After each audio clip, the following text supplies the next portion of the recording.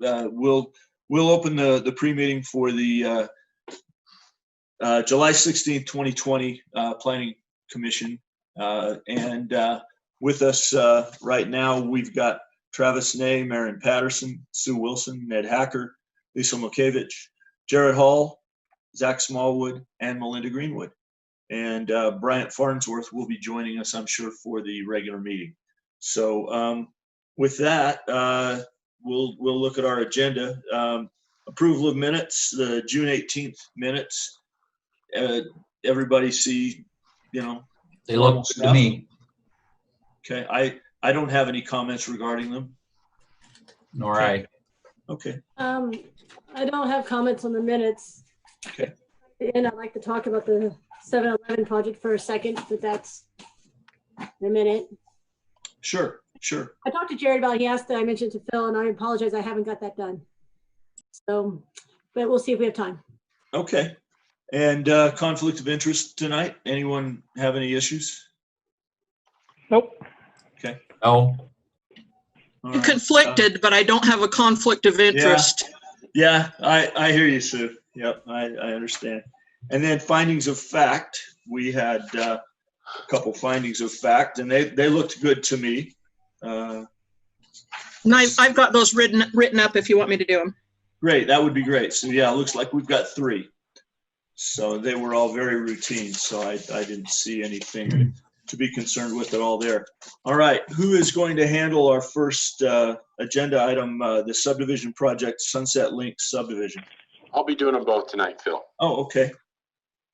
Then why do we have Zach here? Zach is he rescuing you? And Zach is here for his eminent humanity and his moral support, and just helping monitor the comments that might come in during the discussions. Okay. So. He's Susan tonight. Okay. And because I'm prone to screwing up the technology, Zach can fix that. It could happen. Yeah, it could happen. Okay. Sunset Links subdivision amended. It's just a subdivision review, a lot split essentially. It is basically a lot split, yes. So it's that piece of land. It's got an existing home.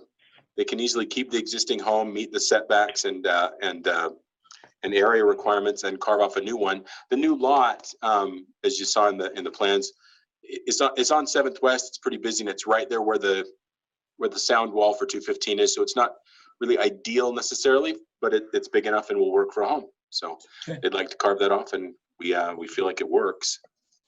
Okay. Any comment, any public comment prior on it or anything? No, not a peep. Okay. No calls, no emails, no nothing. The one thing that's interesting about it, and we put it in the conditions, is that there's an old water line on the other side of Winchester, and then there's even further an even further newer water line on Winchester on the other side. Sorry, on the other side of 7th West. They'll have to go from the furthest water line because the closer one's getting removed.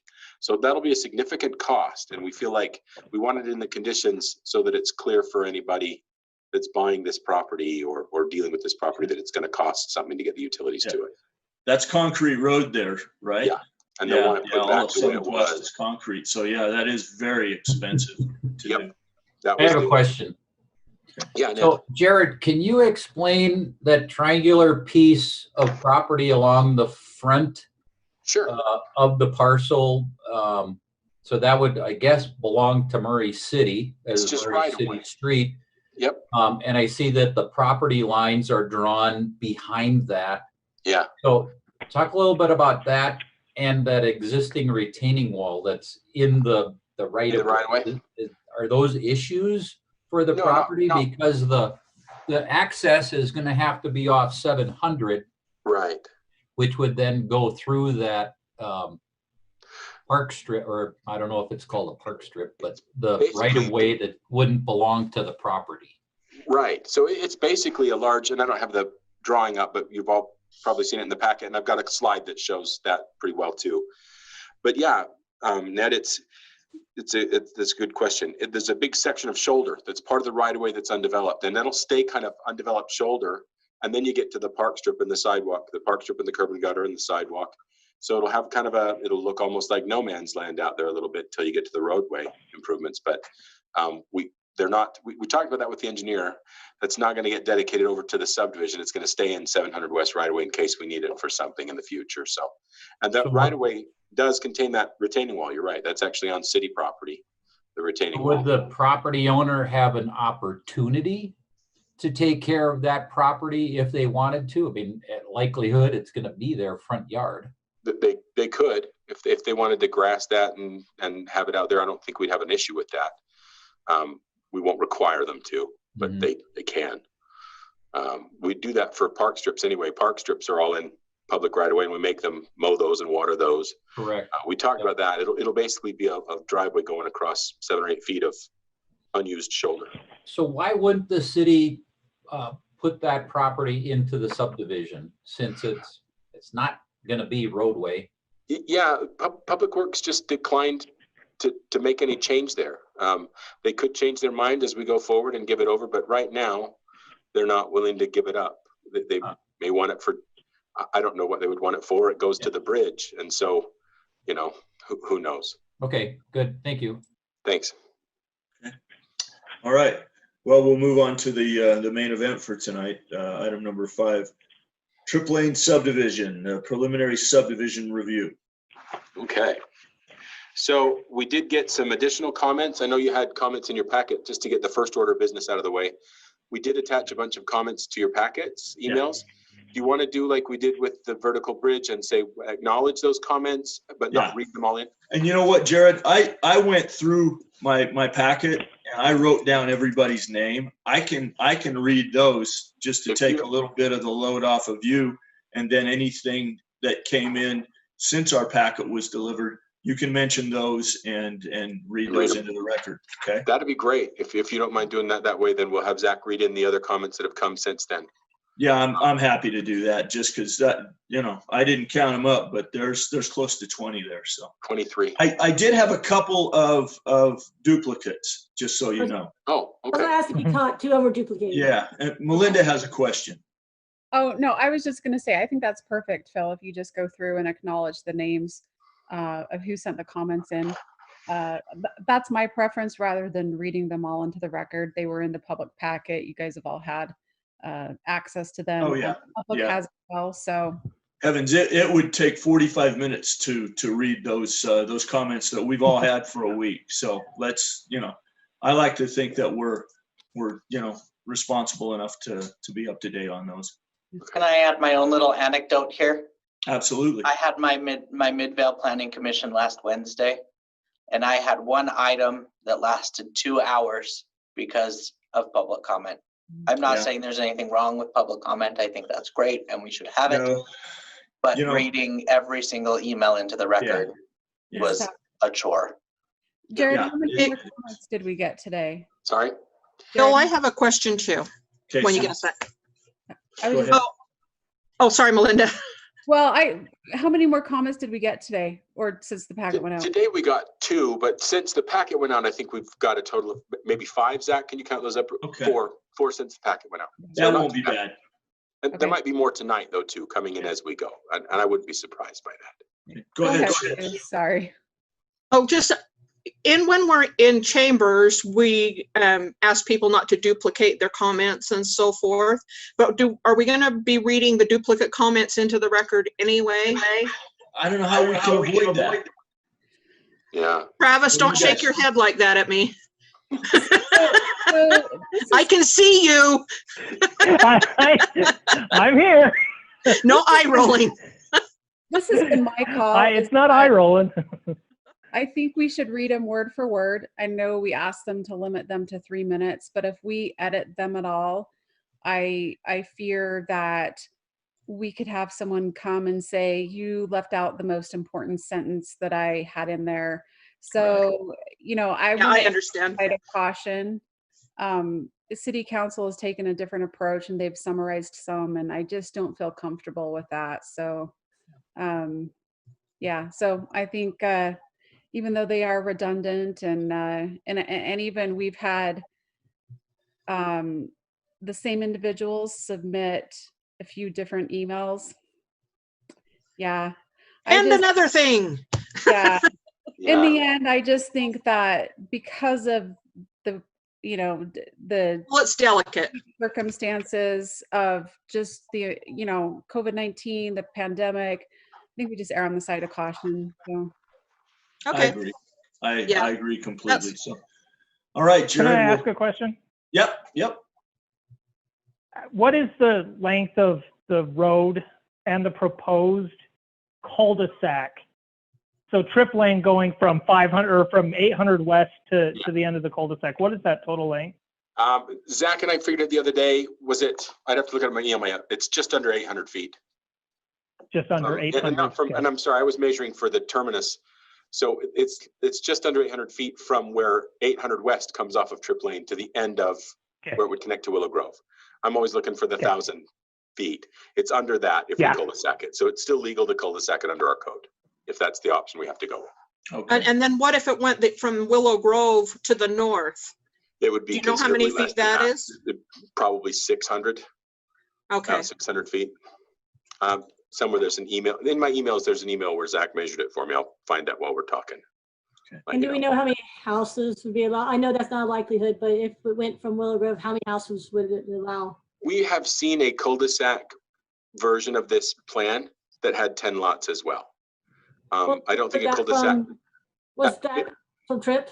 no, it went from Trip to, and then cul-de-sac to Willow Grove, but it would be the same difference. If you cul-de-saced it from Willow Grove to Trip, it would still be 10 lots is, So there's already a 10-lot cul-de-sac right here next to it.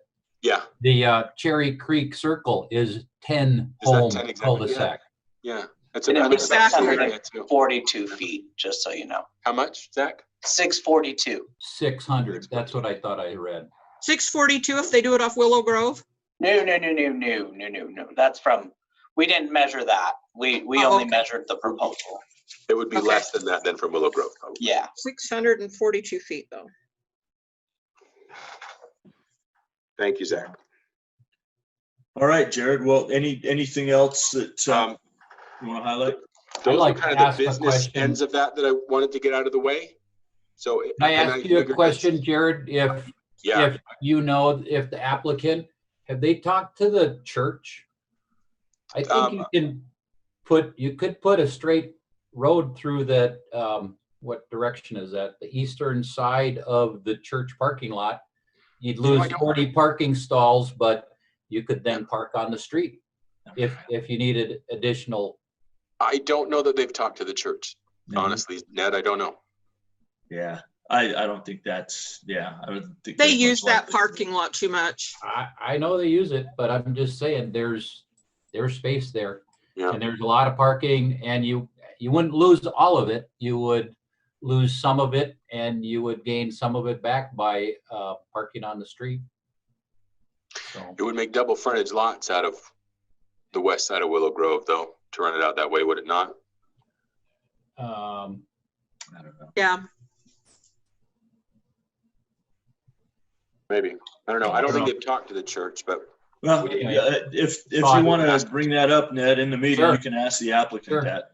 they may have. I do know that years ago, they've actually been talking about this for a couple of years. A while ago, probably actually years ago, they did talk to the school district about purchasing land to the east there, because on this subdivision plat that we're going to be looking at, in fact, yeah, I'm not going to share screens because we're going to run out of time, but on the subdivision plat and the property, when you look at it, that there's that kind of, it's not really a road, but it's a service kind of road that runs around the backside of the ball field. That's not on the subdivision property. That's school district property. They looked at trying to buy that and putting the road up that way, and maybe even, I don't know, it didn't go anywhere. So they did talk to the school district, but not to the church. That's kind of my point. So, but they weren't able to buy anything. So. All right. Any other pertinent points you need to bring up, Jared, before the meeting? I just think that maybe in terms of background, to make sure we understand where this goes or how this would go, and then I'll let you guys just ask the questions you want to ask, and we can share a screen and talk about whatever we need to. But the recommendation that we've made is that the subdivision as it's proposed does work and does meet our regs. And if this were, if there weren't that accidental protection strip there in the way, we wouldn't have considered even talking to them about some sort of cul-de-sac option. We would have just recommended that it go through. So when they came forward with this proposal and we saw that there were some challenges and thought we might want to back off and have them just do a cul-de-sac, that's why, because we're not sure what we're going to get from the council about trying to use eminent domain to take that property and make the road go through. So that's why the recommendation is what it is. We do feel like this meets the code, so we're recommending approval, but that approval, it's important to understand, requires that they go get the council to use eminent domain to get that property for them so that the road could go through. That needs to be well understood. And then if that didn't happen, this would come back to us for preliminary subdivision approval involving a cul-de-sac? That's what I would recommend, yes. I thought one of our, in their conditions, it says through street or cul-de-sac. I got That's, Yeah. that's what Trey's engineering condition says, through street or cul-de-sac. So I I don't feel think- like as a staff, if they can't come back with the through street, if it goes forward, we probably bring it back for the sake of the neighborhood knowing what's going on. We bring it back to your preliminary with a cul-de-sac instead, and you review it that way. It's different enough that it should come back to a preliminary if it's not going to get approved at the council. If it Oh, can't come okay. back as a I final, was it's just what I it was is. hoping we could put it to bed tonight, but okay. Well, I think for the sake of everybody in that neighborhood knowing what's going on and not being nervous, it would be better if it came back before them. And since finals don't get noticed to neighborhoods like this, we probably owe it to them to bring it back as a cul-de-sac and show it one more time. So, All right. Any other questions for Jared, concerning this?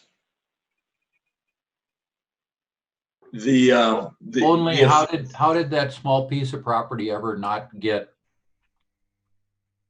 observed and Can I share- included in can I the sh- street right of way? hey, Zach, will you allow me to share a screen? I think that was one of Phil's buddies that did that way back when, right? It was a former employee of mine that discovered it and purchased it. Oh, Okay. yep. Are you guys seeing, Yes. is this the planning commission? Are you seeing the slideshow? Or what are you seeing? Yeah. No, this is a plat. Okay, that's what I was hoping you're seeing. So you're seeing the plat. This, that strip there, Ned, that you're talking about, when they subdivided Murray Oaks in this phase, there was a survey mistake. This is what I understand from engineering. There was some sort of survey mistake, and we didn't know, and no one really knew, and it came up for a tax sale. It's a big long strip. It's a survey gap mistake. Came up for a tax sale because no one was paying taxes on it, and Mr. Larson, I think was his name. Yep, Ron Larson. Yeah, noticed it and saw that it would keep a road from going through, and he didn't want a road going through, so he bought it. And it's not a real protection strip, it's an accidental one, but it nonetheless exists and is in the way of a road going through. So he kept it for years and wouldn't let anything be considered to go through. He did allow pedestrians to walk through. There's still people can walk through it. And this is a good moment to explain this. This area, we have enough right of way that if we wind up with a cul-de-sac, we're just going to ask them to design a cul-de-sac that comes as close to the end of Willow Grove as it can, so that we can get utilities through and get pedestrians through and everything but a car through. And that's what we'll have to do if it comes to that. So we'll get plenty of access. It just won't be vehicular at that point. So that's where it is. So the walkway as it is will remain open, or can he be spiteful with that and say, nope, I'm closing it off? He could be spiteful if he wanted. We've got 30 more feet that we could provide a walkway of our own. We don't Yeah, need his there's walkway. 30 feet of right of way there. Yeah, So we really don't need his walkway. don't need any and- permission from him.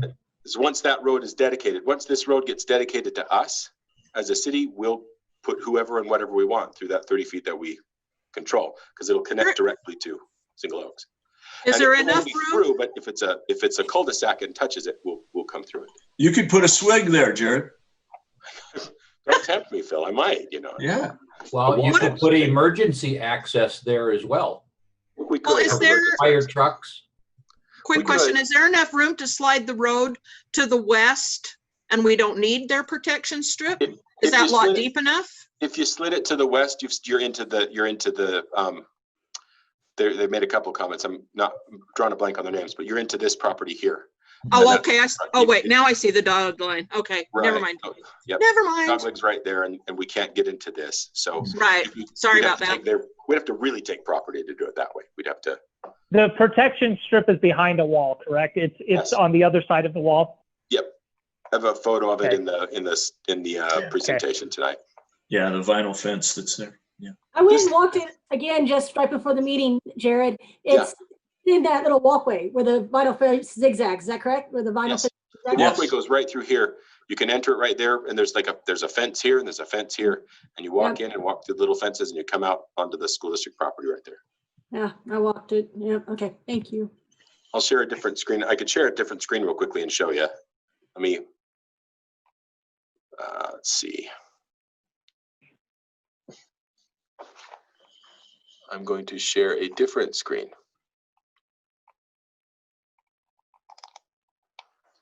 Now, are you all seeing the PowerPoint? The first slide, it just is a title page. Let me run through this real quick and get you to the photos of, that's the north end at Trip Lane. So that's the walkway right there. You're seeing you can walk right in through there and then come out on Willow Grove at the end of that 30 feet. There's a little sign right there that says no bikes. Right. So, but that's what you're seeing right there. Okay. I'm wondering if there's anything else that I need to tell you about for tonight. There's the north end. That's probably pretty clear. This is actually to make it align correctly with Trip Lane. We'll actually have to dedicate some from Murray City Power, Murray City to the dedication from Murray City Power to Murray City for the right of way. There's no problem with that. We've already spoken to Power Department about it. Not an issue. Yeah, that's pretty much it. Any chance that the Murray Power property would ever be sold off for future development? They've said no, but never say never, right? You know, if it were, we could turn this into a 3 intersection or even take a road from there to develop that property if they would like to someday. So far, they've said no, they wouldn't do that. Yeah, I really doubt it. It's their pole yard and a substation, and it's their surplus yard that they don't have any place else to do that type of activity in. Yep. So there you go. Okay. Anything else for Jared right now? If not, we'll cut this a little short and give everybody a chance to get some water before our main meeting. Michelle, can Yes. I talk just for a second about last meeting? Sure. Travis will have no interest in this because he was done with it at the meeting, and possibly Phil as well. But I just feel like the optics of the last meeting really worried me after the meeting. Just the optics of the 7-Eleven. The new information was provided. I know it was new information, but Zach in our pre-meeting said maybe it's something we should table. And then Zach in the meeting asked the lawyer, Brian, and he didn't know any of the information about the FAK insurance.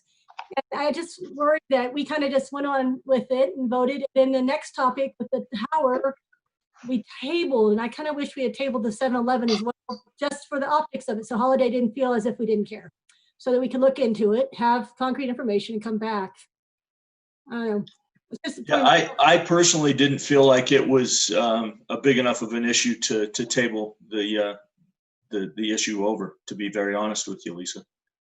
It was something that was thrown out there. It was unsubstantiated, and I just felt that we had enough information moving forward, and the arguments in favor of the development were strong enough that we should proceed with it. I also think that so few of those homes are going to sell under FHA loans. They're max loans. They're $400,000.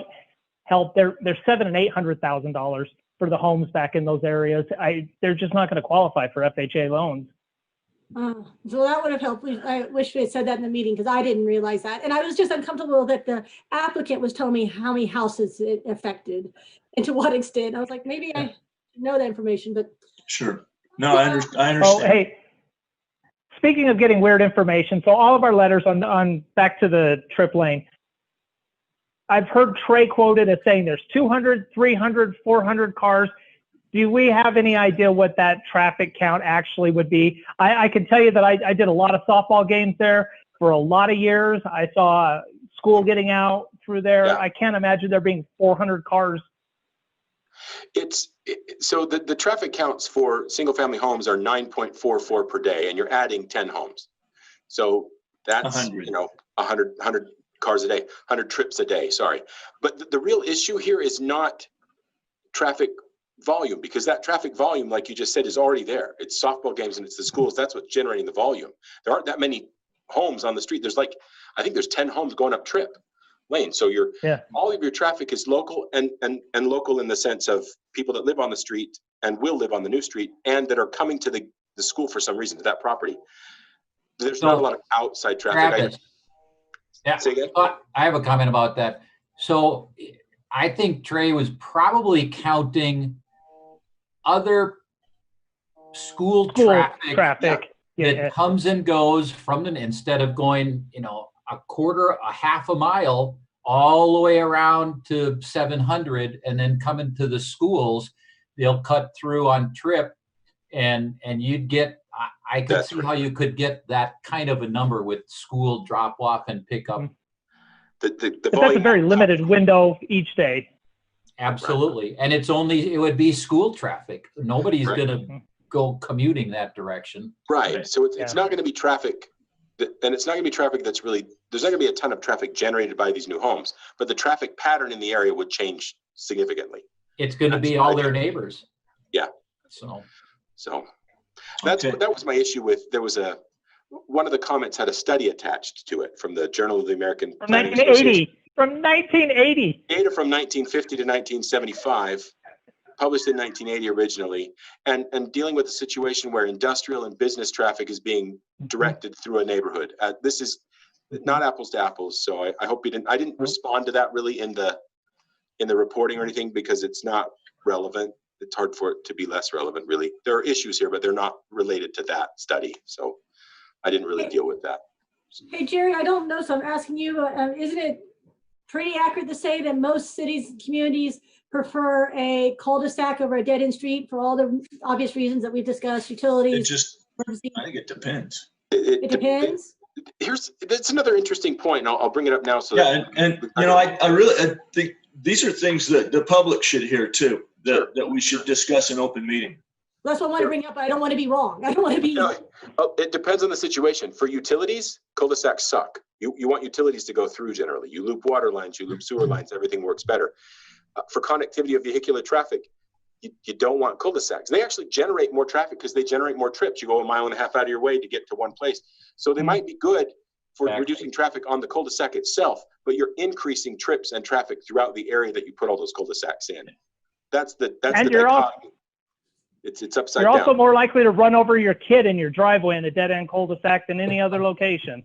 Wait, a dead end? I think a dead end would be more dangerous than a cul-de-sac, right? We'll discuss it in public, right? It just doesn't matter. Cul-de-sac, either way, you're more. With that, I'm going to close the pre-meeting, and we're going to all get up and walk into the regular meeting room, and I'll meet you over there. Okay.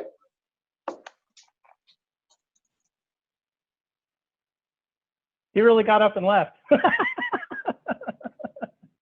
He's fully committed to this.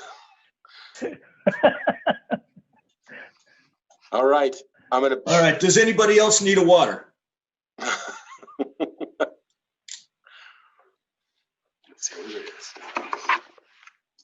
Jared, your screen is still up. Your slide. Okay. Do you want me to take it down for a bit? Doesn't matter. It's whatever you'd like. I just didn't know if you knew. Well, I just unshared it. So is that a word, unshare? I don't know. Sure. You selfishly repossessed it. That's right. Okay, have we got everybody back? Let's see. Yep, I think so. Okay, so we're just missing Scott. So, all right. Well, I would like to welcome everybody watching us online this evening to the July 16th, 2020 Murray City Planning and Zoning meeting. Prior to beginning the meeting today, I would like to read an opening statement concerning the meeting that we are having this evening. As the chair of the Murray City Planning Commission, I, Phil Markham, have determined that due to the continued rise of COVID-19 case counts, holding an in-person meeting with an anchor location presents a substantial risk to the health and safety of those in attendance. Under these circumstances, House Bill 5002, an amendment to the Open and Public Meetings Act, allows for electronic meetings to be held without an anchor location, so long as the public has an opportunity to view the meeting and submit public comments. We're holding tonight's Planning Commission meeting via video conference, and the meeting is being live streamed at www.murraycitylive.com. If you have a public comment to submit to the Planning Commission, please do so via email at planningcommission@murray.utah.gov. So that again is planningcommission@murray.utah.gov. And we will read those comments into the public record when they are received, when we have that pertinent item up for review. So with that, excuse me, with that, I would like to welcome everybody this evening and do a little bit of housekeeping. With us here this evening, I'm Phil Markham, the chairman. We have Travis Ney, Marion Patterson, Sue Wilson, Ned Hacker, Lisa Mulkevich, and that is the Planning Commission that is present this evening. Scott Woodbury is excused this evening. He may join us at some point, but at this point he is excused. Staff this evening is Jared Hall and Zach Smallwood, and we're also joined by Melinda Greenwood from the department as well. So with that, I'd like to cover just a few basic housekeeping rules and how we'll run the meeting this evening. We have some general business that we will attend to first in our agenda. And once those items are taken care of, we'll move to the main agenda items for the evening, and that involves 2 subdivision projects. When these items are presented, we'll have staff present those to us. Then we will have a chance to ask staff questions. We'll bring the applicant in on the conversation and ask them for additional information if they choose. And then after that, we will allow public comment on that subject. We'll take a brief break and allow public comment to come in. We'll then read that into the record and then bring it back up for further discussion for the commission. And we will either make a decision or postpone or take some sort of action on that item. So with that, I think we'll get started here with our business items. So the first item on the agenda is approval of minutes from June 18th, 2020 meeting. Has everyone had a chance to read those minutes? Yes. Any comments, corrections, or input? No. Mr. Chairman, I'd make a motion that we approve the minutes from the June 18th meeting as written.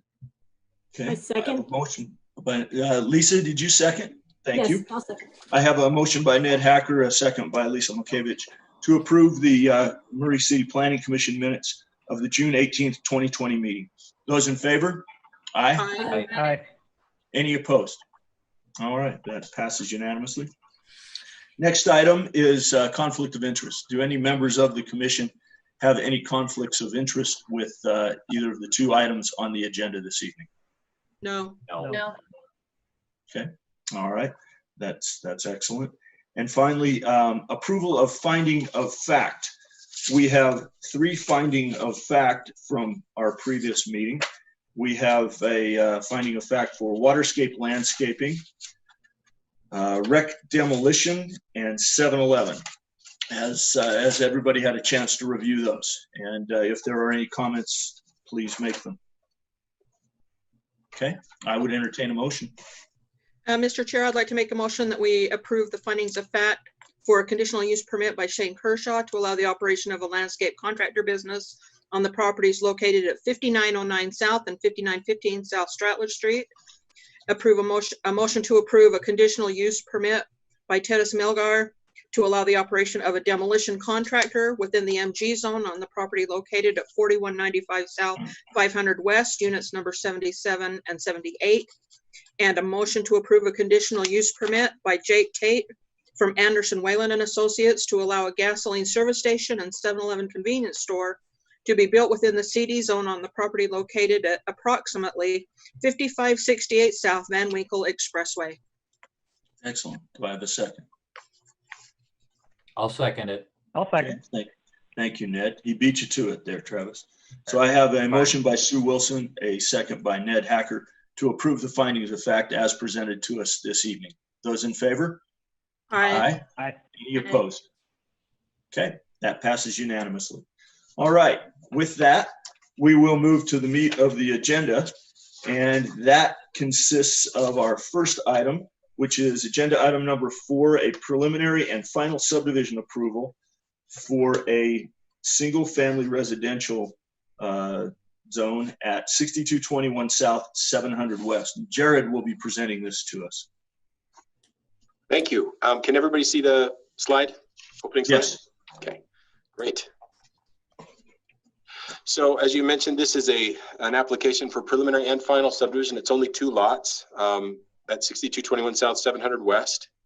The property is shown right there. You can see, to orient everyone, this is I-215 and the overpass of 700 West there, and the Sunset Links subdivision. So this officially is the Sunset Links amended subdivision. What they'd like to do, this is in the R18 zone.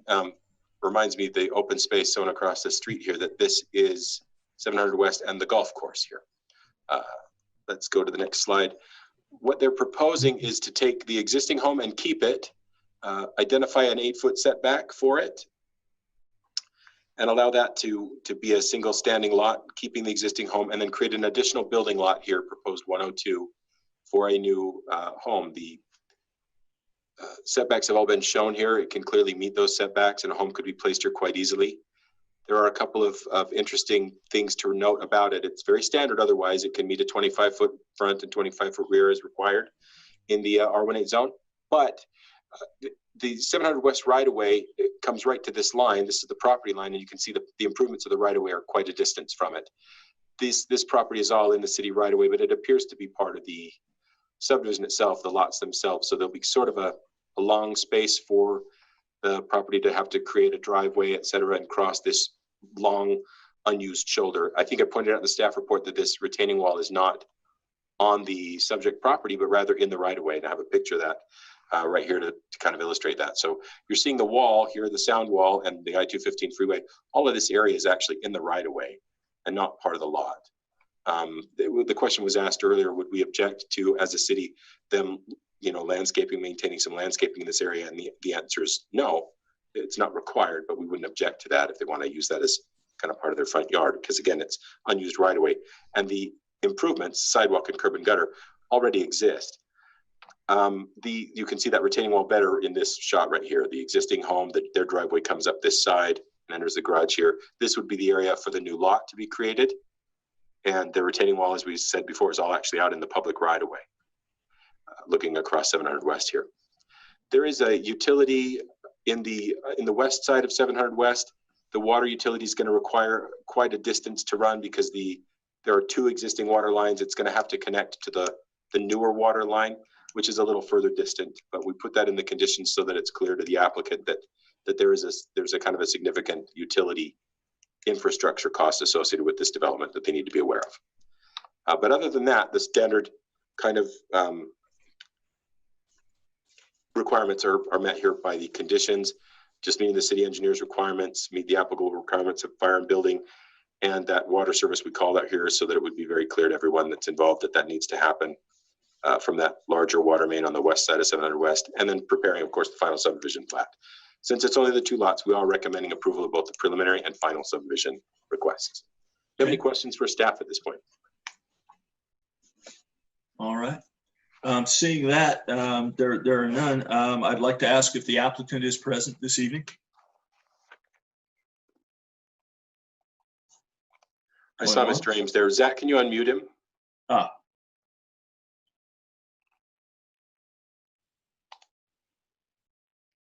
There we go. I'm here. Okay, great. Sir, could you state your name and address for the record and then take a minute and provide any additional information that you think would be helpful to us? Sure. It's Chris Ames, and address is 4738 Hidden Woods Lane, Murray, Utah. This house was actually the remnant piece of the original owners of this whole subdivision. They had an original house, scraped that and built this new house on this larger lot. That's why it's larger than the rest of the lots in the Sunset Link subdivision. Unfortunately, they didn't take care of the property, and the homes become run down, and a lot. It's just been a weed patch for 20 years. So the neighbors are happy we're coming in and doing something. Caught about 10 moles that have been digging up everybody's properties already and knocked down the weeds. And I think the new house is going to be a welcome addition to what it has been historically over the last 20 years since this house has been built. Have you had a chance to review the 4 conditions attached to the application this evening, and can you satisfy those? Yeah, I've talked at length with the engineering department and Trey about how to get across 7th West without shutting down the traffic pattern, because it's the only way across the freeway there for Right. a couple blocks in each direction. So I'm aware that it's going to cost a little more to bore utilities and things like that, and I'm aware of the cost Okay. involved with that. Excellent. So. All right. Well, are there any questions for the applicant from commission members? Okay. All right, sir. Well, thank you for being here. We'll take a minute and go to public comment. And if we have any public comment, we'll read that into the record and give you a chance to respond to that after that period. So with that, I would like to open this agenda item up for public comment. We'll take a couple of minutes to allow folks to write any email communication they would like, and we'll deal with it at that time.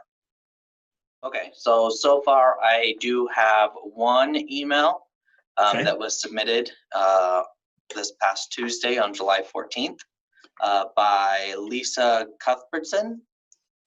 It states, "This is regarding the property address 6229 South, 700 West.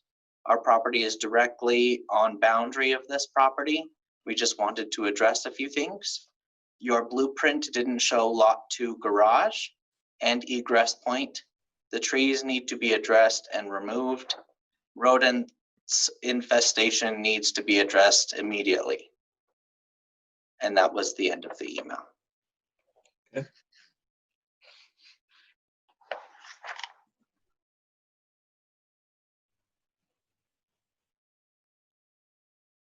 Anything else coming in at all, Zach? Not had anything yet.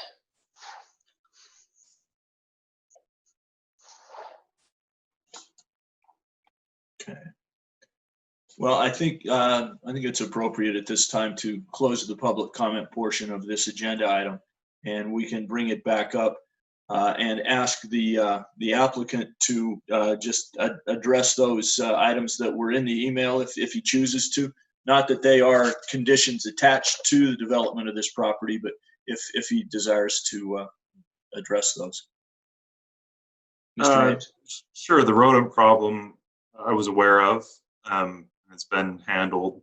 We hired a pest remediation company that's been out there the last couple of weeks, and it's been trapping the moles. As far as the trees go, the one you see in the front is dead, and that will be taken down. And I'd imagine the one in the back will be in the footprint of the new home, but I'd leave that up to the builder, and whether the new homeowner, I'd want to clean it up and keep it if it were my yard. Sure. Long term. And then as far as the garage, I can't imagine why that matters to anybody in the subdivision.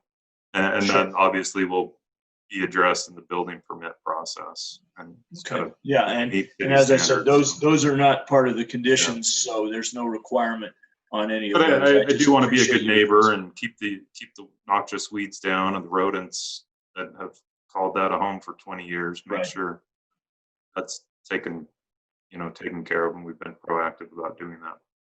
Very good. Thank you. Any further questions from the commission for the applicant? Okay, well, thank you very much. Well, with that, I'll bring it back up to the commission for additional consideration, comments, or I am open for a motion as well. Mr. Chair, I'd like to make a motion that we grant preliminary and final approval for the Sunset Links amended subdivision on the property address 6221 South 700 West, subject to 4 conditions listed. Okay. I'll second. Motion by Sue Wilson and a second by Maren Patterson that the Planning Commission grant preliminary and final approval for the Sunset Links amended subdivision on the property address 6221 South 700 West, subject to conditions 1 through 4 as presented to us this evening. Please call for a vote. Ms. Wilson, Yes. Ms. Patterson, Yes. Ms. Milkevich, Yes. Mr. Nay, Yes. Mr. Hacker, Yes. and Mr. Markham. Yes. Thank you. Motion passes unanimously. Good luck with your project. That will Thank you be very an much. asset to that area. Thank you very much. All right, our next agenda item is number 5, and it is a preliminary subdivision approval for NeighborWorks of Salt Lake, a single-family residential development on 2.78 acres at 871 West Tripp Lane, and Jared will be presenting that to us this evening.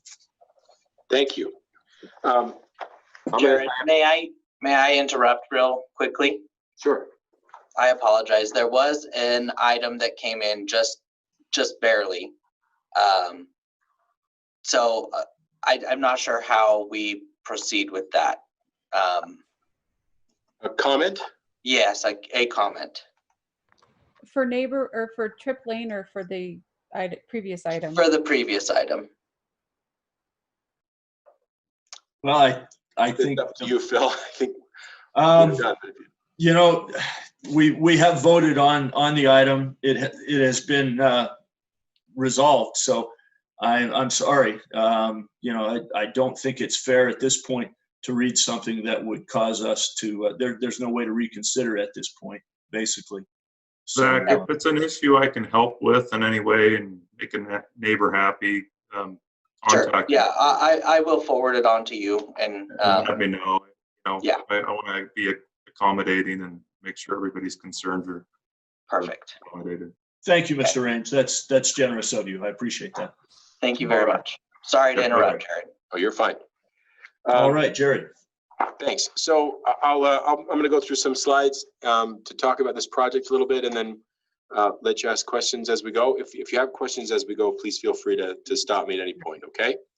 So 871 West Tripp Lane, the subject property is a currently vacant 2.78 acre parcel west of the ball field at Riverview Junior High at the end of Tripp Lane. The project runs between Tripp Lane on the north and the dead end of Willow Grove Lane on the south. On your plats that are attached to your documents, that's labeled as Single Oak Drive. That's not correct. It's Willow Grove Lane, but there's always been some confusion about the name of the property, so or the name of that road. But at any rate, it is this 2.78 acres. The proposal is for a 10-lot, single-family residential detached subdivision. It's in the R18 zone, as most of the surrounding property is also. The lots are all conforming, as we said in the staff report, to the requirements of the R18 zone. You could easily place homes and meet the setbacks, 25 feet front, 25-foot rear, 8-foot sides, no problem. They're all 8,000 square feet or greater. There's a slight discrepancy in the lot at the very north end. It's just under 8,000, need to be increased in size. That's easy enough to do, adjusting some lot lines throughout. But when the final comes back, they do need to all reflect the 8,000 square feet.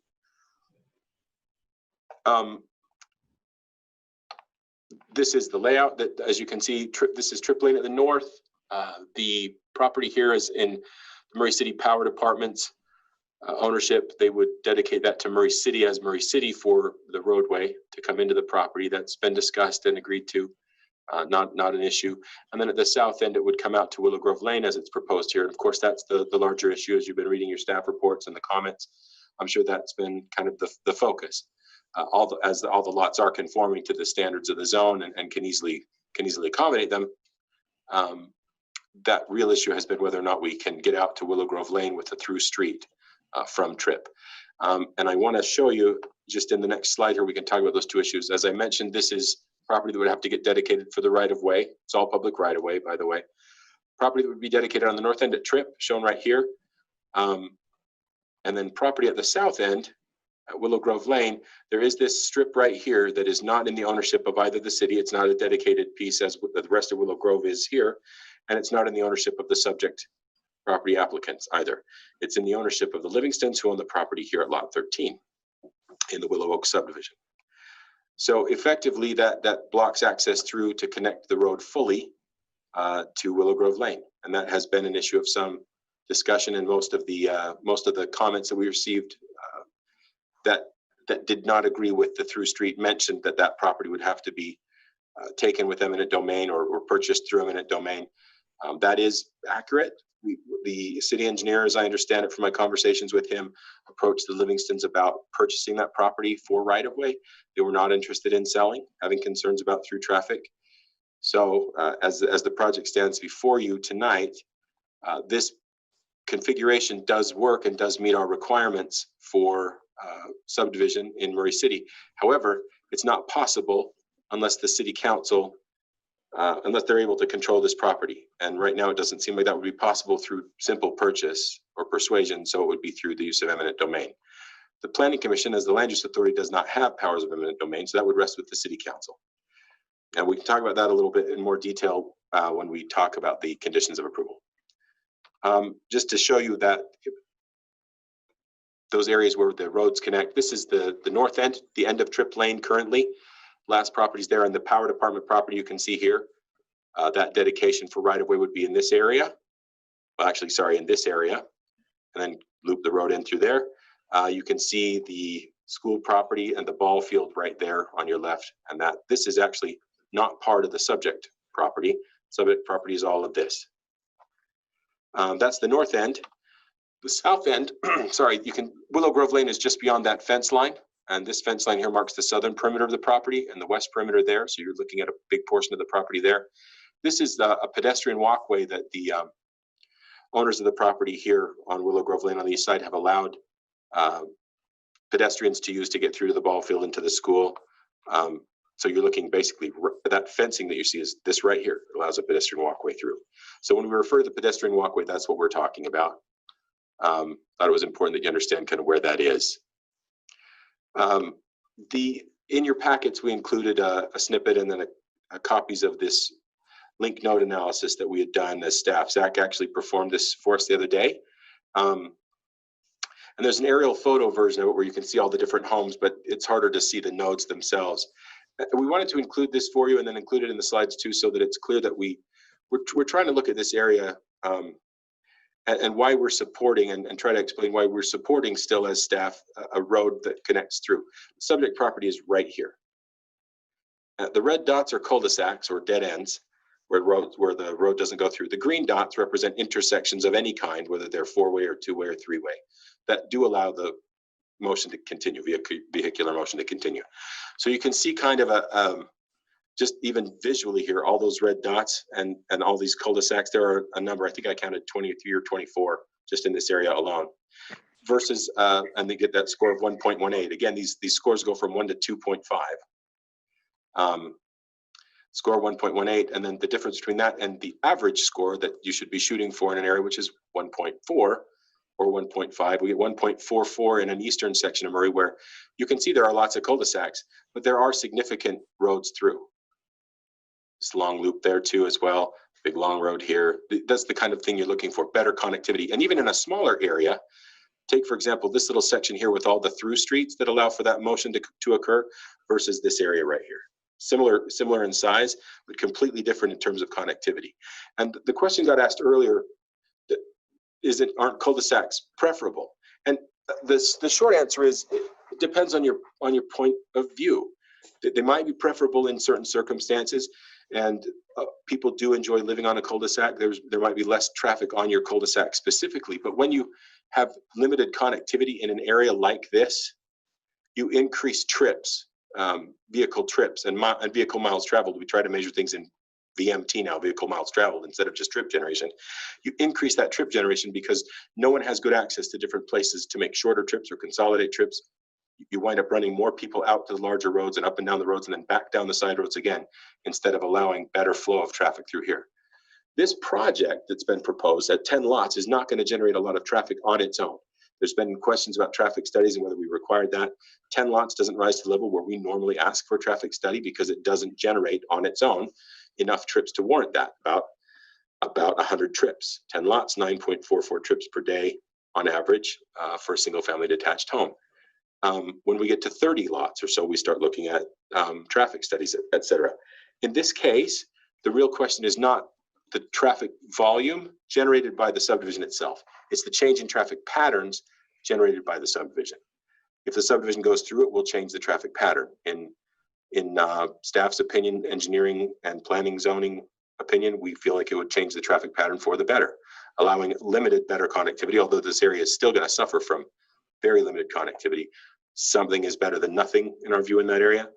It won't change the volume of traffic significantly overall in the area. Again, we don't traffic studies, and we tend not to look at the individual lots or 3 or 4 lots or 5 or 6 lots in terms of traffic. We're looking at the area, and that area needs improvement. If we could get a connection through, we recommend for it.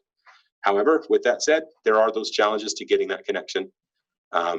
With a cul-de-sac, if it has to go to a cul-de-sac because there's not a way to get the road to go through, we're still recommending that utilities be provided through to Willow Grove to loop those and make them better, and that pedestrian access be provided through to Willow Grove as well. And of course, that's always been possible because of that limited walkway. So we can deal with that if we need to. We'd love to see it go through if it can. An issue of drainage, just to point out too, just in case this was confusing at all in the conditions that the engineers department sent, they're showing retention on a single lot on lot 6. You can see that right here, blown up a little bit here. We don't do retention for a subdivision on an individual lot in an easement. They'll have to figure out another way to do that. Trey's been very clear.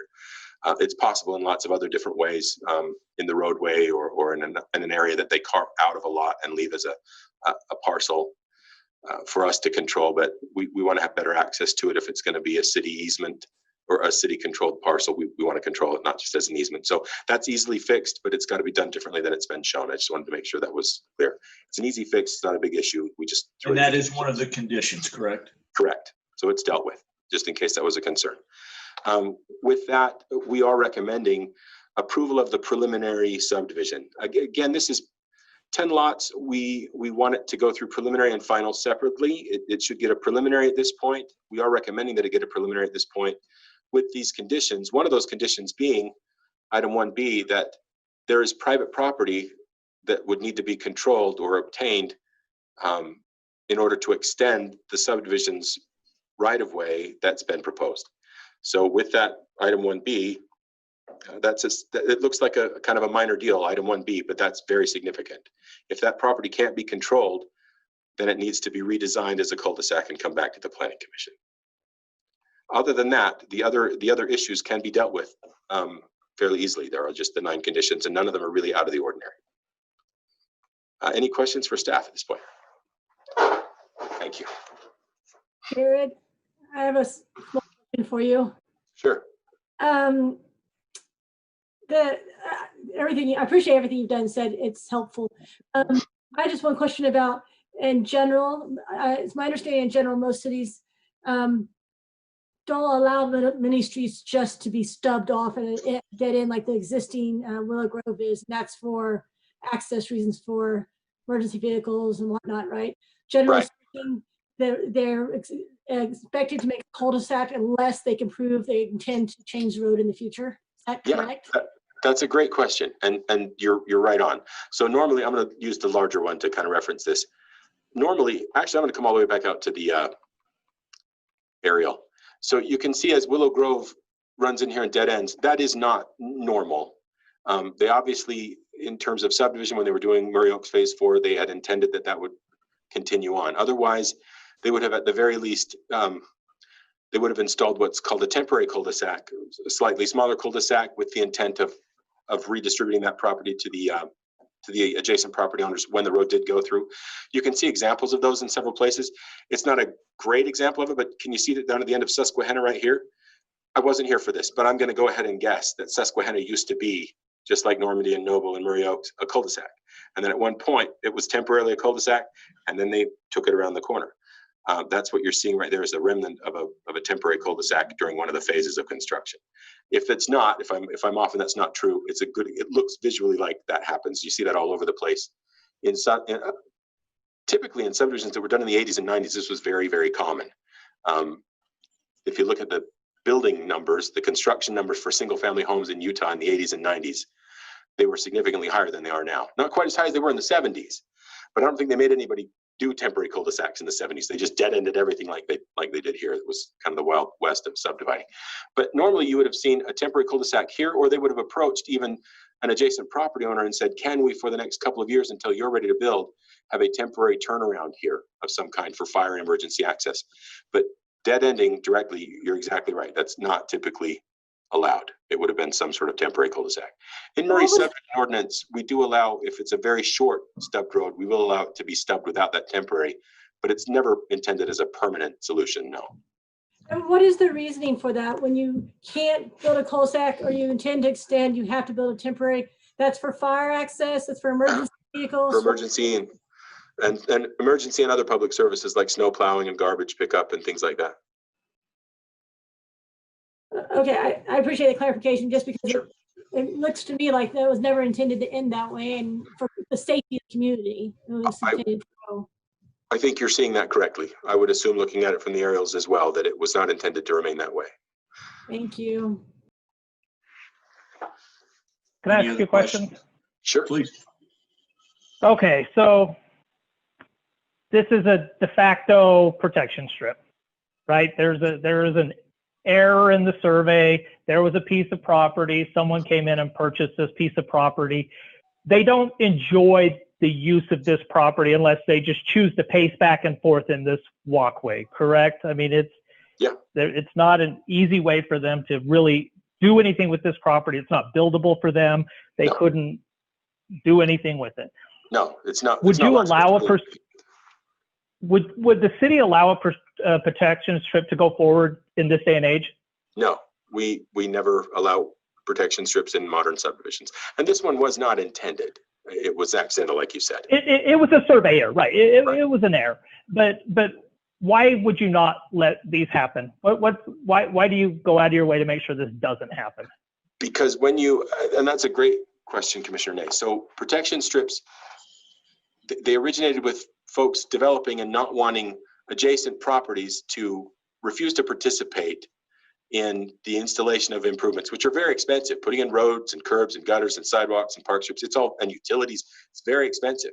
So when you run the property up to somebody else's land and leave it, you're basically doing them a favor, allowing them to build on it or put in a cul-de-sac or something. This one, it doesn't really, it's not as dramatic an area for that, but in some cases we have there's a long property along a long road that's getting put in, and somebody owns the south side of 700 feet of road, and somebody owns the north side, and the north side property owner's like, I'm never subdividing my land, so I'm not helping you build your road.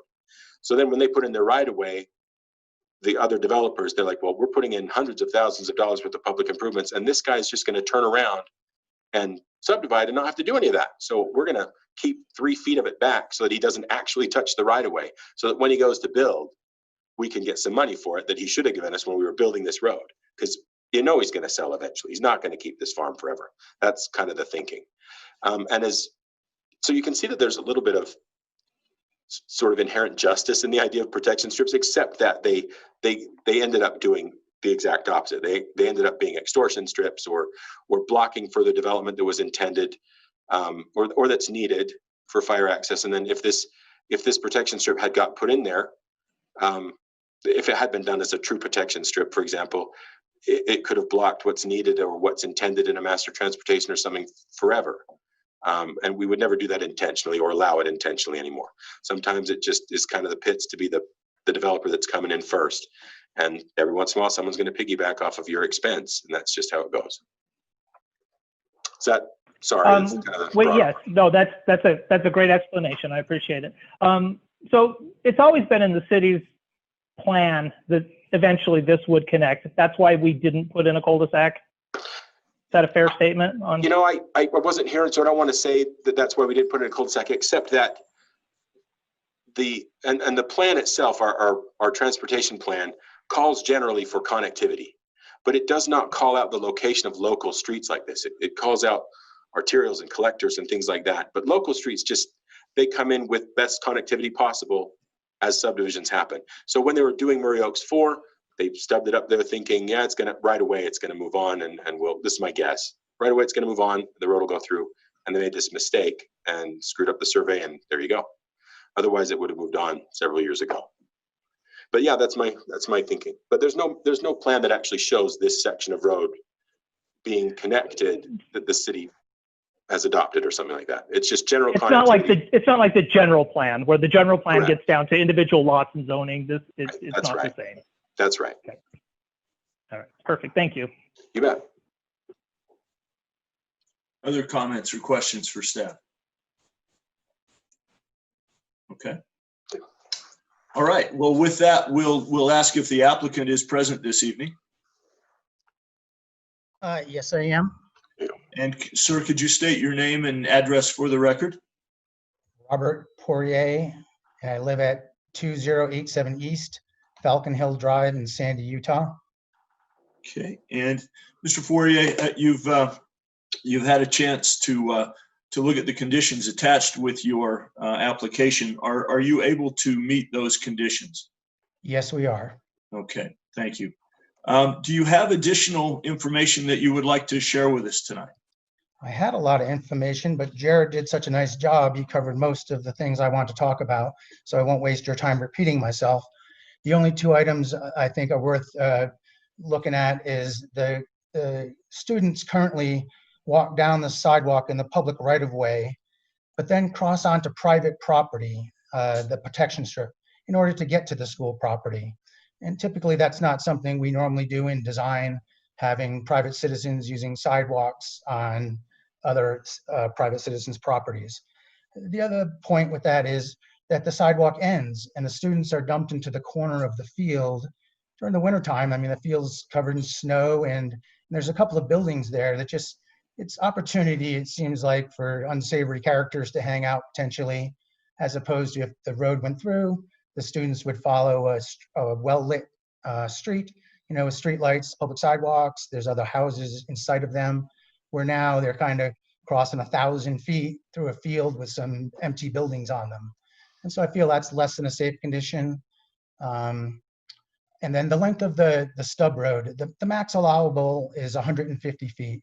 So the state fire marshal would be opposed to this. Your local fire marshal is opposed to it, just due to the lack of maneuverability of how they deal with their rigs when they get to the end of the road. But it's not just fire trucks, it's Amazon delivery trucks, mail trucks.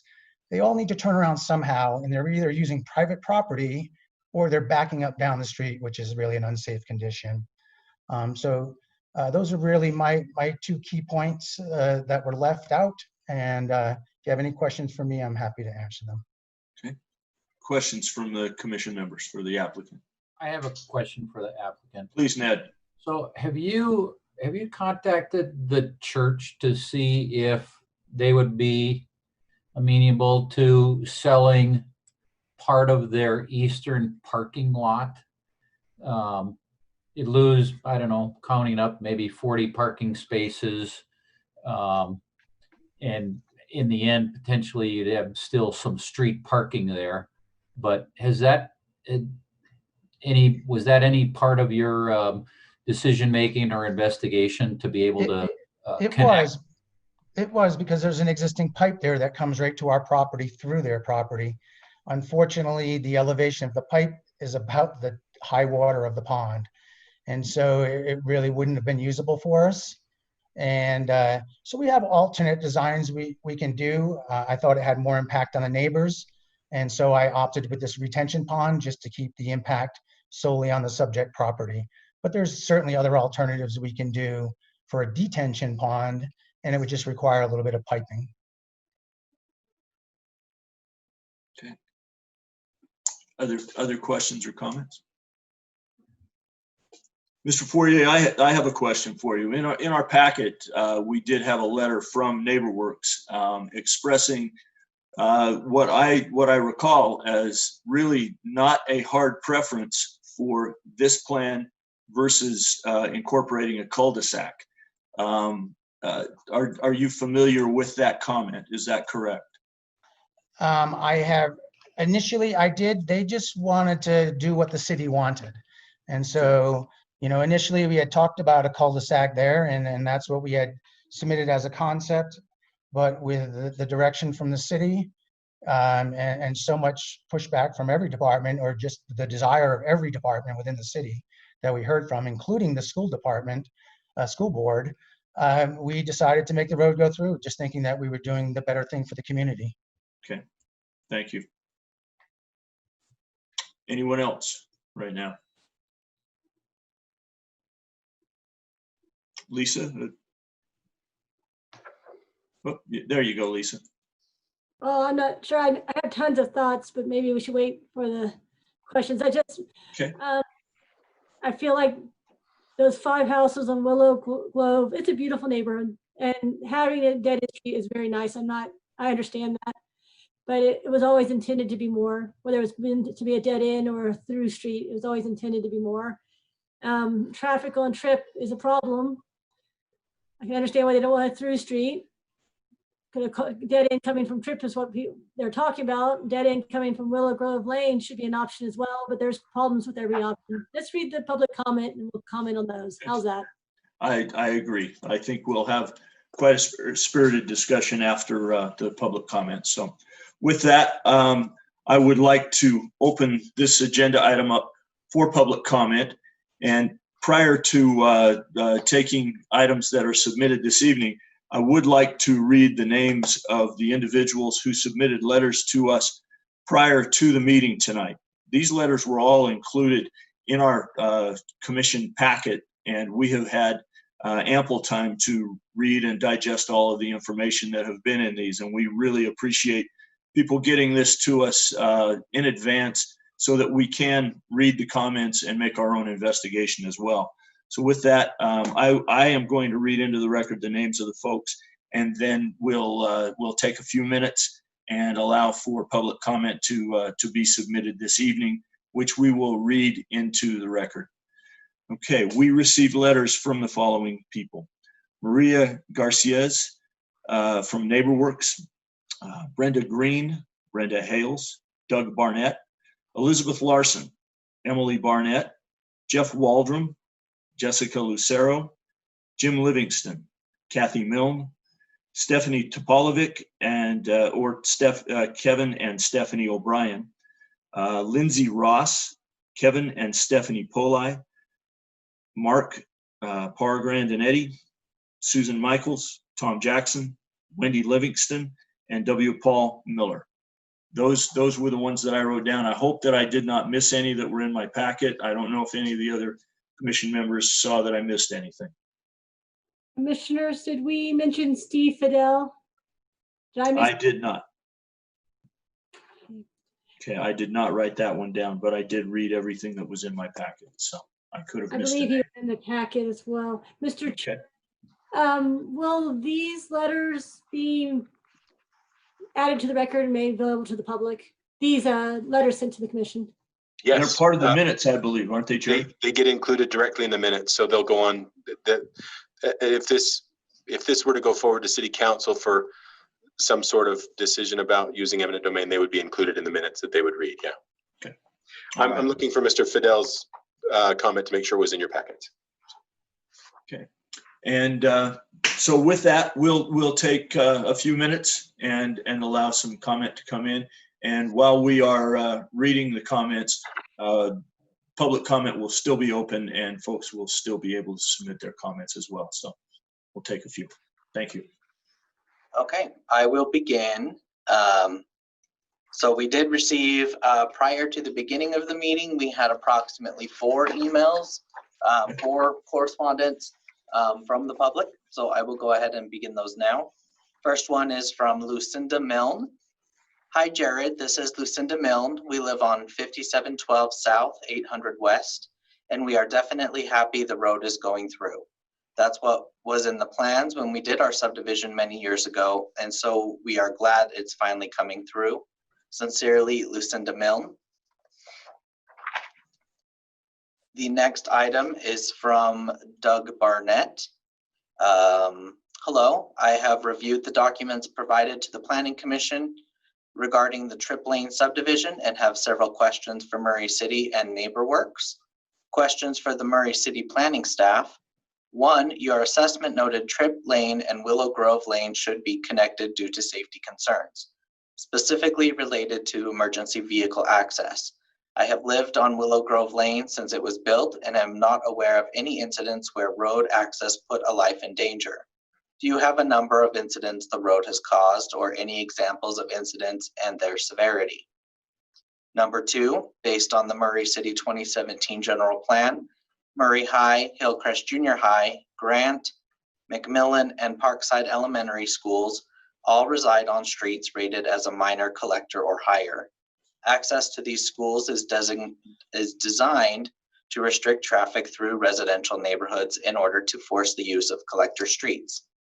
Like those schools, Riverview and Viewmont reside on a collector street, but there is also access to these schools via residential streets.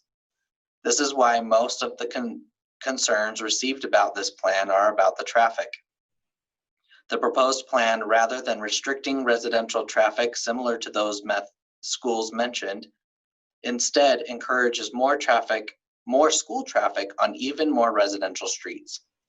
This traffic pattern has been discouraged at other schools, so why are you advocating it for Riverview and Viewmont? For your reference, the attached document contains aerial views of every school in the district, their street classification, and access. Question for NeighborWorks. 1, will you please provide additional information explaining why the average lot price would increase from $125,000 to $150,000 if a redesign is required? You noted the cost of the current design was $15,000. Logically, a plan to redesign into a cul-de-sac would appear to be the same cost of $15,000.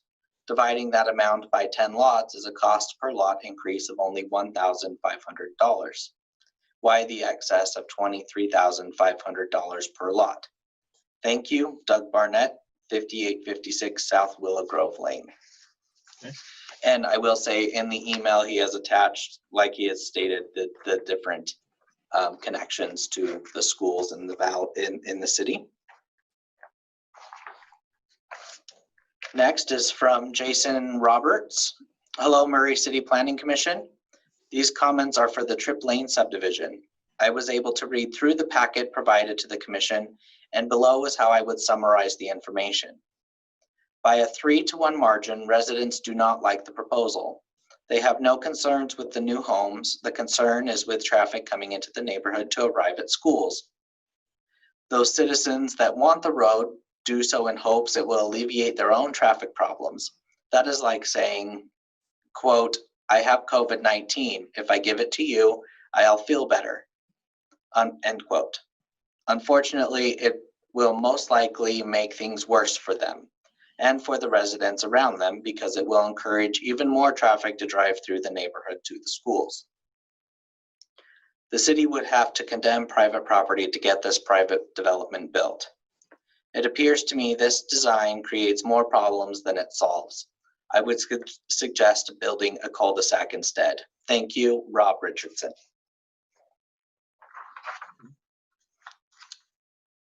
All right, this one is from Daniel Scholl and Jill Johnson. I apologize if I said that name incorrectly. Office of the Planning Commission, Murray City, Utah 84123. Regarding extension of Willow Grove Lane. Dear Mr. Mayor, my wife and I recently moved from Draper, Utah to escape traffic noise and the constant sound of cars, trucks, and motorcycles that would be similar if Willow Grove Lane was allowed to be extended into the Murray Park area. This proposed road extension would also be of a major concern to the safety of park and ballpark users with the constant overparking and crowding of parked automobiles along both sides of the proposed street and on the existing street and in the existing quiet residential neighborhood. There has been neighborhood talk that the developer doesn't want to pay the additional cost to design a dead-end cul-de-sac type street closure, but in my experience as a land development design engineer, a cul-de-sac would allow one more lot to be developed, which would more than offset the redesign costs. Children need the protection of a dead-end street or a cul-de-sac when their minds are more interested in the game than they are the automobile and the truck traffic that a through street would cause. As I admittedly superficially reviewed the area, a better option might be to tie in Trip Lane and the proposed development to Bullion Street through the largely undeveloped land to the north. We just don't think Murray City wants to risk extending Willow Grove, a rather narrow subdivision street, for the use of a few more houses when that street will be so close to the existing park and ball field. Let it remain as it is. Sincerely, Daniel Scholl and Jill Johnson, 853 Cherry Oak Circle. And then I have received approximately 5 emails so far while Okay. this has been open, so I will just move along. All right, thank you. All right, this one is from John Snelders, Community Planning Committee. A through street would allow for better access for fire and EMS services. Dead ends are not a permanent item and should be eliminated. There is a gate in the Livingston's property that many people and children of the community use. If a cul-de-sac were created off of Trip, I apologize, there was a period there. I'm sorry. It would cut off access through Willow Grove and block an established path of access used by the public. It is in the best interest of the community and public for a through street to be created. A through street would move traffic off of 700 West and share it between Bullion, 700 West, and the new through streets. Thanks, John Snelders, Layton Construction Company. Let's see. Next is from a Parker Hales. As the Livingstons have not done anything for the upkeep of the property in question, I do not believe that this property should be an issue for the progression of this through street. If the property is the only thing that is stopping the through street, it seems pointless as the Livingstons have not seemed to care about this property until it is for their own benefit. Putting through the street would be better for the entire community. Next is from a Stephanie Pole. I apologize if I pronounced that incorrectly. In response to the comment about making it safer for the children to walk due to having a street and light. It, however, will subject the children to more cars as they walk to school, and it is on a narrower street, which is not meant for the 300 cars traveling. Next is from Emily Barnett. I live next to the subject property at 5856 South Willow Grove Lane. There has never been any safety issues in the walkway. No unsavory characters, only damage to the fence from bikes and motorcycles. The builder set this walkway up without owner's knowledge, and the Larsons were kind enough to allow it. The other side is school district property. There has never been any issues with deliveries, snow plows, and emergency services. From the comments you are hearing, Trip Lane is very busy, with the current drivers not adhering to the stop sign at 800 West. The proposal adds a through street at the same point where 800 West connects to Trip Lane, the same location where many children are crossing to the elementary school. Is the city able to place crossing guards in this location?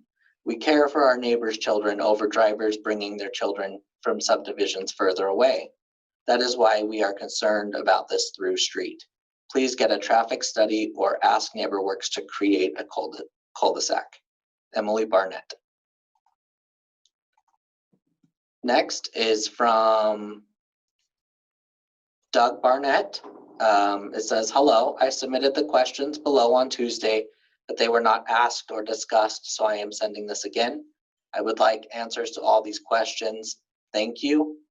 Also, as the individual living at the end of the street, there have never been any issues with people being able to turn around on the dead end street. This is a non-issue.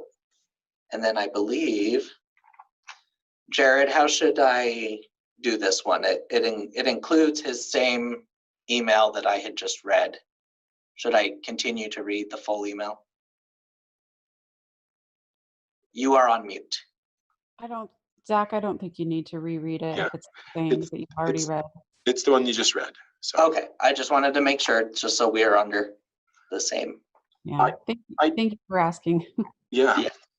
I Okay, do have. and Oh, go ahead. I will just say those are all the emails that have come in to this point. I do have one, Mr. Markham, that Lisa mentioned. It wasn't in the list, and I went through your packet, and somehow we missed attaching Steve Fidel's letter. So I'd like to read it. So you guys, if you would read that, please. I'm going to read it in the record. So this is from Steve Fidel. It says, "My name is Steve Fidel. I live at 940 West Bryanston Cove, where my wife and I have raised 4 children in the neighborhood adjacent to Viewmont Elementary and Riverview Junior High. All 4 of our children attended both of those schools, and I'm quite familiar with the pedestrian and vehicular traffic patterns in and around the neighborhood and the 2 schools. I have observed passionate conversations for and against the NeighborWorks Salt Lake proposal that is before the Planning Commission. Those conversations often make references to a master plan as well as concerns about traffic safety issues if the existing Willow Grove Lane is connected to the NeighborWorks development. Pedestrian safety is my primary concern. Presuming references to a master plan are talking about the 2017 Murray General Plan, I have read all 172 pages in the PDF of the plan. I have studied many master plan documents as part of my profession, and I'm impressed by the scope of the research conducted to compile this plan. However, I see nothing in the 2017 plan that addresses the parcel of land or the street in question. I believe individuals referring to this plan to make arguments supporting the proposal to connect Willow Grove Lane to Tripp Lane have not read the plan or are misusing the plan to the detriment of the neighborhood. The 2017 plan does set out city objectives that serve as cautions regarding the NeighborWorks proposal. Objective 1 of the transportation system's overall goal is to, quote, provide safe and efficient movement of traffic on city streets while maintaining the integrity of the neighborhoods, close quote. The integrity of the neighborhood would be compromised by connecting Willow Grove Lane to the NeighborWorks project because 6 additional neighborhood streets, 12 residential street intersections, and an additional 69 homes, including the 10 lots proposed by NeighborWorks, would be added to a new junior high traffic pattern. Given both the elementary and junior high schools' locations within the respective school boundaries, a professional traffic study would be needed to estimate whether adding more routes to the school would have any beneficial impact on the streets now carrying the burden of the junior high traffic, 800 West and Tripp Lane. I suspect residents there would see little to no benefit and would experience more through traffic in addition to the school traffic. Pedestrian traffic to and from Viewmont Elementary School, 1 block north of the junior high, would also be negatively impacted if the additional streets become vehicular traffic conduits to the junior high. The current Willow Grove Lane has a pedestrian access through the fence and is exclusively a pedestrian conduit to both schools. Connecting Willow Grove to Tripp Lane would make Willow Grove the collecting point for all vehicular traffic using new routes to the junior high. Working toward greater multimodality is also an objective of the 2017 plan. Quote, working to make a more pedestrian and bike-friendly community can help set Murray apart and work toward regional smart growth initiatives, close quote. And, quote, site design standards for developments should prioritize pedestrian and bicycle access, not just consider automobile access, close quote. The current proposal does not meet that objective. Objective 3 of the transportation system's overall goal is to, quote, support residential traffic calming where proven effective and cost efficient, close quote. Traffic calming is not enhanced by pushing more school traffic through additional neighborhood streets. The best way to calm traffic on the neighborhood streets adjacent to the junior high would be to have a traffic study consider the benefits of moving the entrances to the junior high drop-off lots away from Tripp Lane and around the corner to face 700 West. The best way to calm traffic on the new section of the street proposed for development by NeighborWorks and enhance pedestrian safety would be to end the street in a cul-de-sac. Thank you for your work and consideration. That's that. Okay. And I did receive one more. Okay. And I had a copy of Steve Fidel's letter in my packet.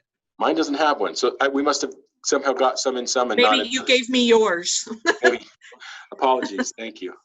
I'm glad. Oh, Lisa, it looks like Lisa had a copy too. Yeah, I'm glad at least some of you got that. So. Go ahead, Zach. Okay. Again, this is from Stephanie Pole. I raised several issues in my letter that I sent last Wednesday that have not been addressed. I would like those addressed before a decision is made. Thank you, Stephanie Pole.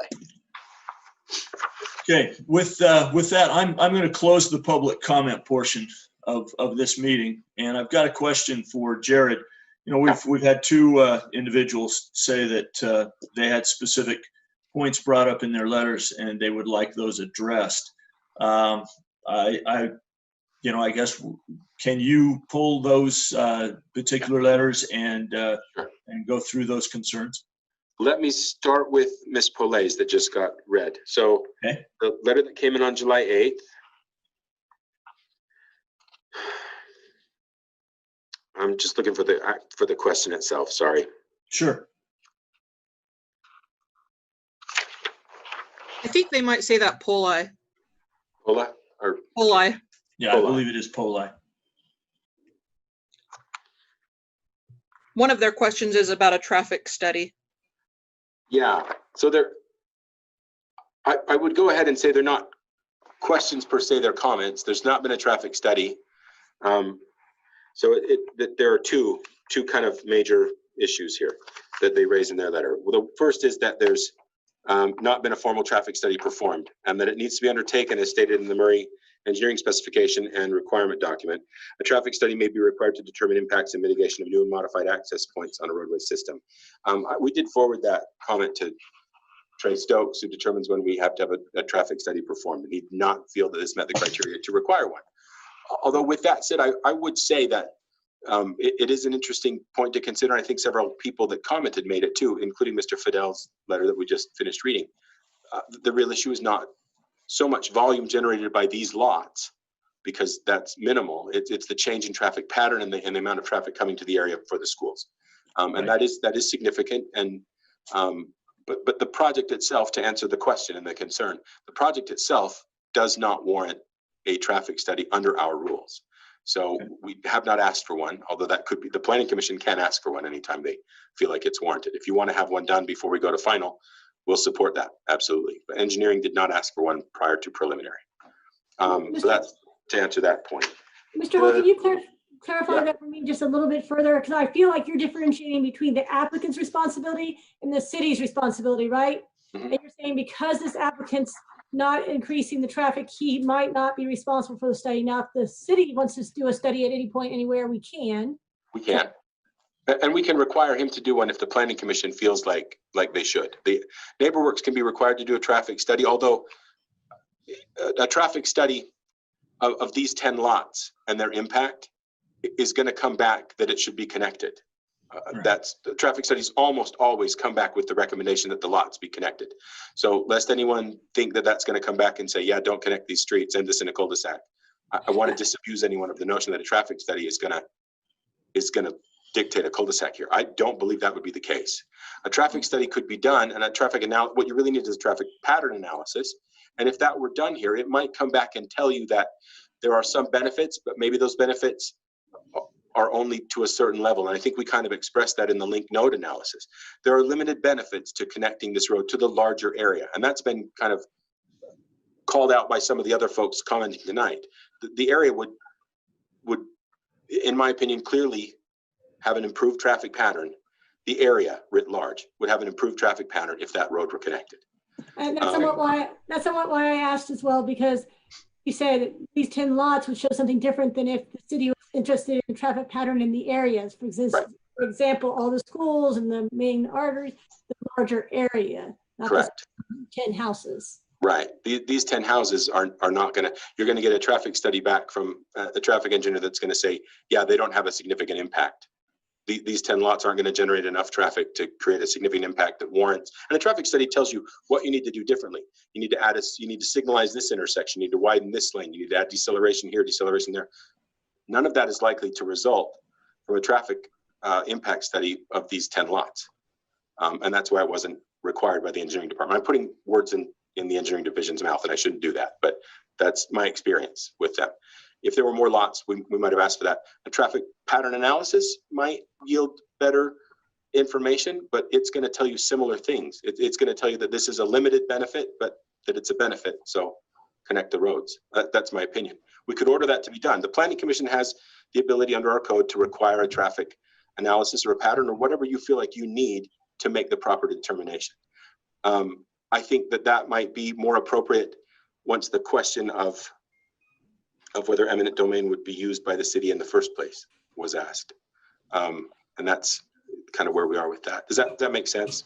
Yes, Lisa? sir. And Jared, can I ask you one more question along those lines? Do Sure. school districts conduct traffic pattern studies, or is it up to who's that? I mean, it sounds like the elementary school and junior high is a concern. Who addresses that? The school district or the city? School district could if they wanted to as well, and we would certainly want to partner with them in some kind of analysis if they would be interested. I know that it's been brought up as I've talked to people that have called in about the project that, not that have emailed, but that have called in about it. And I've talked to several of the people that emailed on the phone as well. Been great. Everyone in the neighborhood around has been great to call in and talk things through and really kind of try to understand all of this. The school has property that they could maybe create a different circulation pattern on instead. They haven't done that. I don't know what their hesitation with that would be, and I wouldn't want to try to speak for them. And It's money, Jared. It's priorities and money. That's the only reason. Sure, and that makes absolute sense. So, but yeah, that would be something that we could ask for them to participate in. But my guess is they would decline. Well, we're in a pandemic and there's property tax cuts and no money for any school districts and our kids. So that's a whole can of worms at the moment. True. Yeah. Another point that was made in Ms. Pillai's email was that there is no other residential neighborhood with a small local road in Murray is configured to bear the brunt and weight of traffic for a junior high school and an elementary school. I can't speak to that. I don't dictate where they come, and we have to deal with kind of, in my opinion, we have to deal with the situation that's before us. The pattern, the traffic pattern and the benefits of connectivity don't only apply to the school. They also have to do with the Jordan River Parkway, access to Willow Grove Pond Park. You have to almost accidentally arrive at Willow Grove Pond, in my opinion, the way things are set up there now. So it doesn't only have to do with the school district and the school traffic. It does. It's severely impacted by that. And that may in fact be the case, and that other schools in the area are set up to handle most of their drop-off and traffic circulation on the larger roads. Some of them do have, go ahead. Well, I just wanted to kind of, that was something that I kind of circled in some of these letters when I was going through the comments also, that, you know, specifically Hillcrest Junior High is called out and Murray High School, that so one of them says, you know, neither Murray High nor Hillcrest vehicle access is designed or encourage surrounding neighborhoods to absorb traffic like this. Either the wrong question or the wrong way to approach that. But I mean, I think Hillcrest Junior High does access the Hillside neighborhood and has roads that directly connect from 56 South through that neighborhood to help with connectivity. Even though it's on 5400 South and that's the main access, it definitely has access into that neighborhood to help with connectivity, help with traffic flow. And same with the high school, if I'm not wrong, they have access to that neighborhood that's directly west of that a lot of cars can leave and enter through that neighborhood, as well as on the two major roads that it sits on the corner of. And so I think actually like this comment is the reverse, in that Riverview Junior High is the only neighbor or the only secondary school in Murray City that has a one-way, no secondary access road to have a major school on. Yeah. So I mean, I don't know. What are your, how do you address that, I guess, necessarily, that, I don't know. Yeah, it's a tough one. I think you're right, Maren. There's some indirect routes into Hillcrest and to Murray High. You have to work at it a little bit from the side roads, and they have blocked off those some of the major ones at Murray that you used to be able to use. They've Jersey buried those off, but you can still get in and out of the north parking lot and into that other neighborhood down on American Avenue. And that I don't know. In this case, I think you're right on. It's different than that, in that the drop off is away from 7th West. 7th West carries a lot of traffic. I know our engineering division and public works have a lot of concerns about the 7th West traffic and how it flows and functions. And 7th West is going to continue to get busier as necessarily perform as well as it should. It would be normally where you'd see the drop-off zones for Murray High or Hillcrest in the same kind of situation. But in those situations, you're talking about State Street, 6 lanes of traffic, as opposed to 1 in each direction on 7th West in this area. So it's not really apples to apples. I don't think it's a fair comparison, if I'm not to be too short on the comment, but I don't think it's a fair comparison. The situation is what it is. And connecting the road, as I said, doesn't only benefit connectivity because of the school and isn't solely a response to the school traffic. It's a response to people that live in the neighborhoods right there, being able to get in and out of their neighborhood in a more efficient manner than they already do, thereby reducing traffic overall and trips overall. That's what we're always after. I think one of the comments the gentleman that Mr. Fidel made was that pedestrian concerns are the paramount concern, and I agree.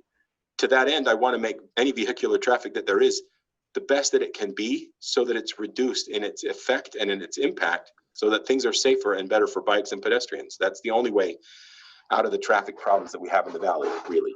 So it might seem a little counterintuitive, but that's what I believe. Well, and I wanted to ask you about that specific comment that he said too. I wrote down the same thing and maybe you can elaborate for me, that he's concerned about the safety of pedestrians and bikes that would be compromised by putting this road through. Yeah. Can you speak to maybe how a connect road actually, is it a safer or a more safe option than a dead-ended road that goes to a field? I mean, you know what I'm saying? Like, if we're talking straight safety, what is the most safe thing? So there isn't any one sort of supremely safe option, and you can't necessarily, it's not as simple as parsing it out and just saying, well, cul-de-sacs are safer and connected roads are less safe. And it seems maybe easy to say, well, connected roads are less safe because you're going to get more cars at more speeds, but that is not necessarily the case. When you have cul-de-sacs, I'm sorry, I screwed that up. In this pattern up here, where you finally do have through streets, people tend to really use those through streets more heavily than they should because there are no alternative routes. So let's say you have 1,000 cars, no matter what you're doing, your volume exists. You have 1,000 cars. If they have 1 or 2 ways through an area, they use those areas, that they use those streets more heavily than they would any others, obviously, right? Well, everyone else that has to walk or ride a bike, also, if they only have those ways to get through, those are the ways they have to use. So you put those 1,000 cars and everybody who wants to get anywhere in a neighborhood that has nothing but cul-de-sacs like this on those few through streets together. That's not safer than areas where there are more connected streets and those 1,000 cars are dispersed among the other streets that can all handle 300 of the cars instead of all 1,000 of them, with the attendant people who also have other options to use too. So you reduce the numbers of pedestrians and bicyclists and cars on each road. So in essence, you're dispersing the risk. So you have to think about it in a global way, not to sound pretentious, but you have to think about it more globally than just, if I live on a cul-de-sac that's only 400 feet long, there's no traffic on my cul-de-sac, therefore it is safer. That is true for your kid on your bike, but for any kid that has to go anywhere else on his bike and has to go out onto 700 West to do it, not safer. I refuse to believe that's a true comment. That's what I was going to ask. By not having connectivity here, that means that everyone is forced to use the major arterial roads Correct. To walk or bike because they don't have a viable sidewalk option through this area. That's exactly right. Right on. Okay. So that's in a nutshell why planning and engineering have supported and why the NeighborWorks engineer also is supporting a connected road, because it does improve pedestrian safety, bicycle safety, and vehicular safety, frankly, in the larger area, not on Willow Grove Lane necessarily, but in the larger area by reducing the overall trip generations and vehicle miles traveled. We may not be able to get that connection, but we do support it. And I think it's important for the public to understand and for you guys to understand why we always support that connectivity. And that's exactly why. So I think those are the 2 major points that she's asking in that question. And then Doug Barnett's letter. Right. So let me get to Doug's. Sorry. Go back to here. It'll be easier from this area. Hey, Jared, Yeah. I know one of Mr. Barnett's points in his letter was, why do the lots increase in price if there's a cul-de-sac instead of a through street? Sure. And from a development standpoint, sometimes the costs are higher when you have to put in a cul-de-sac street because there's more material required and there are different requirements for a cul-de-sac than a through street. And so that may be contributing to part of the reason why a cul-de-sac would be more expensive than a through street. Just to answer his question on that. That seems to make project sense. redesign as well. Exactly. It's not just the redesign that cost extra, it's all the additional water pipe that has to be run and all the other things that mitigate, when you have a cul-de-sac, the radius, the amount of fill you have to bring in, all those things add on to the cost of development. So anyway, just throwing that out there for him. I appreciate that, Sue. Thank you. And then for part of Doug's, are we talking about Mr. Barnett's question? Because he asked a couple. One of his other questions was similar to the one we just talked about high school. It's based on the Murray City 2017 General Plan. Murray High, Hillcrest Junior, Grant, McMillan, Parkside, all reside on streets that are rated as minor collectors or higher. So we kind of already addressed that. Yeah, I think we have addressed that, Jared. Yeah. And then our assessment noted that Tripp Lane and Willow Grove Lane should have connected due to safety concerns related to emergency vehicle access, as I've lived at Willow Grove Lane since it was built.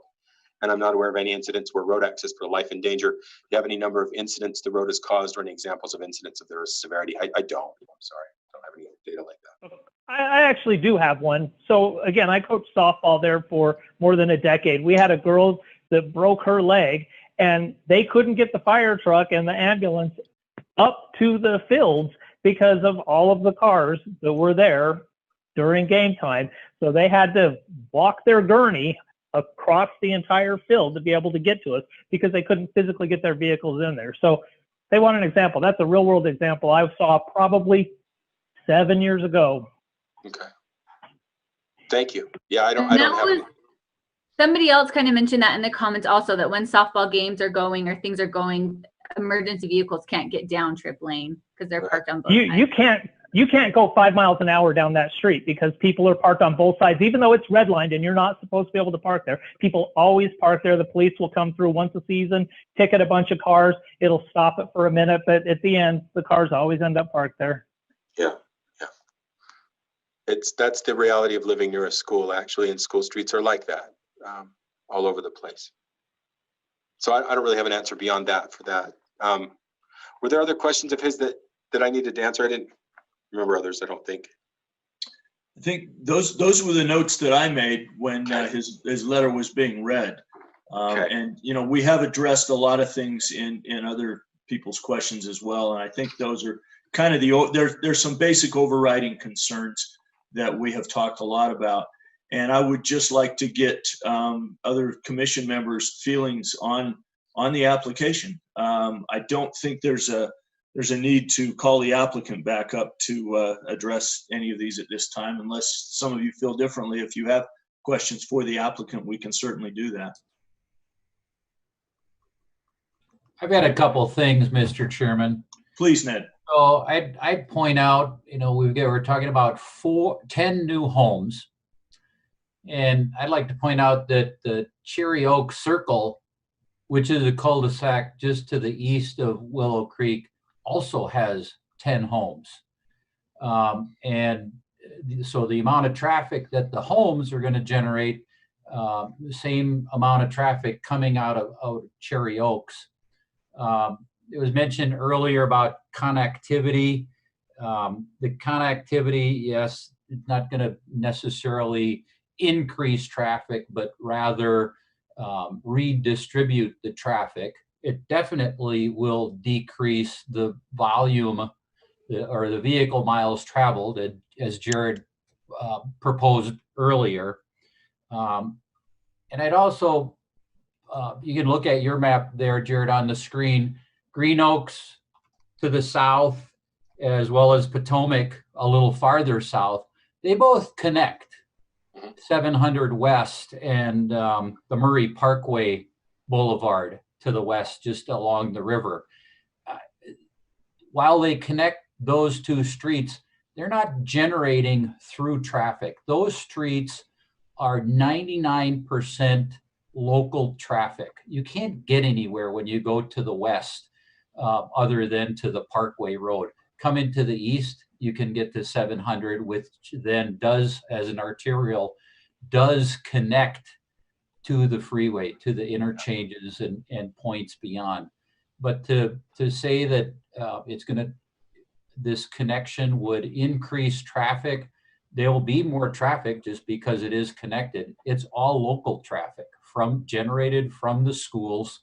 And I think will actually improve Trip Lane as well as Anderson Avenue up on the north side of the junior high, and help distribute that traffic better, which will also improve the overall safety in and around the school areas. So I only see this as a plus for traffic. And boy, I understand about living on Willow Lane. It's quiet there, and it's been great for the last 2 decades.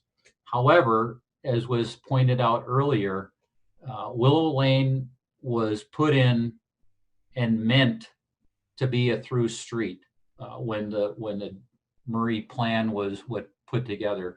The fact that it doesn't show a street on the plan, I grant you that. However, again, as you mentioned, Jared, with a dead end street and it just ends, there was intent there by the previous administrations that be a connected street.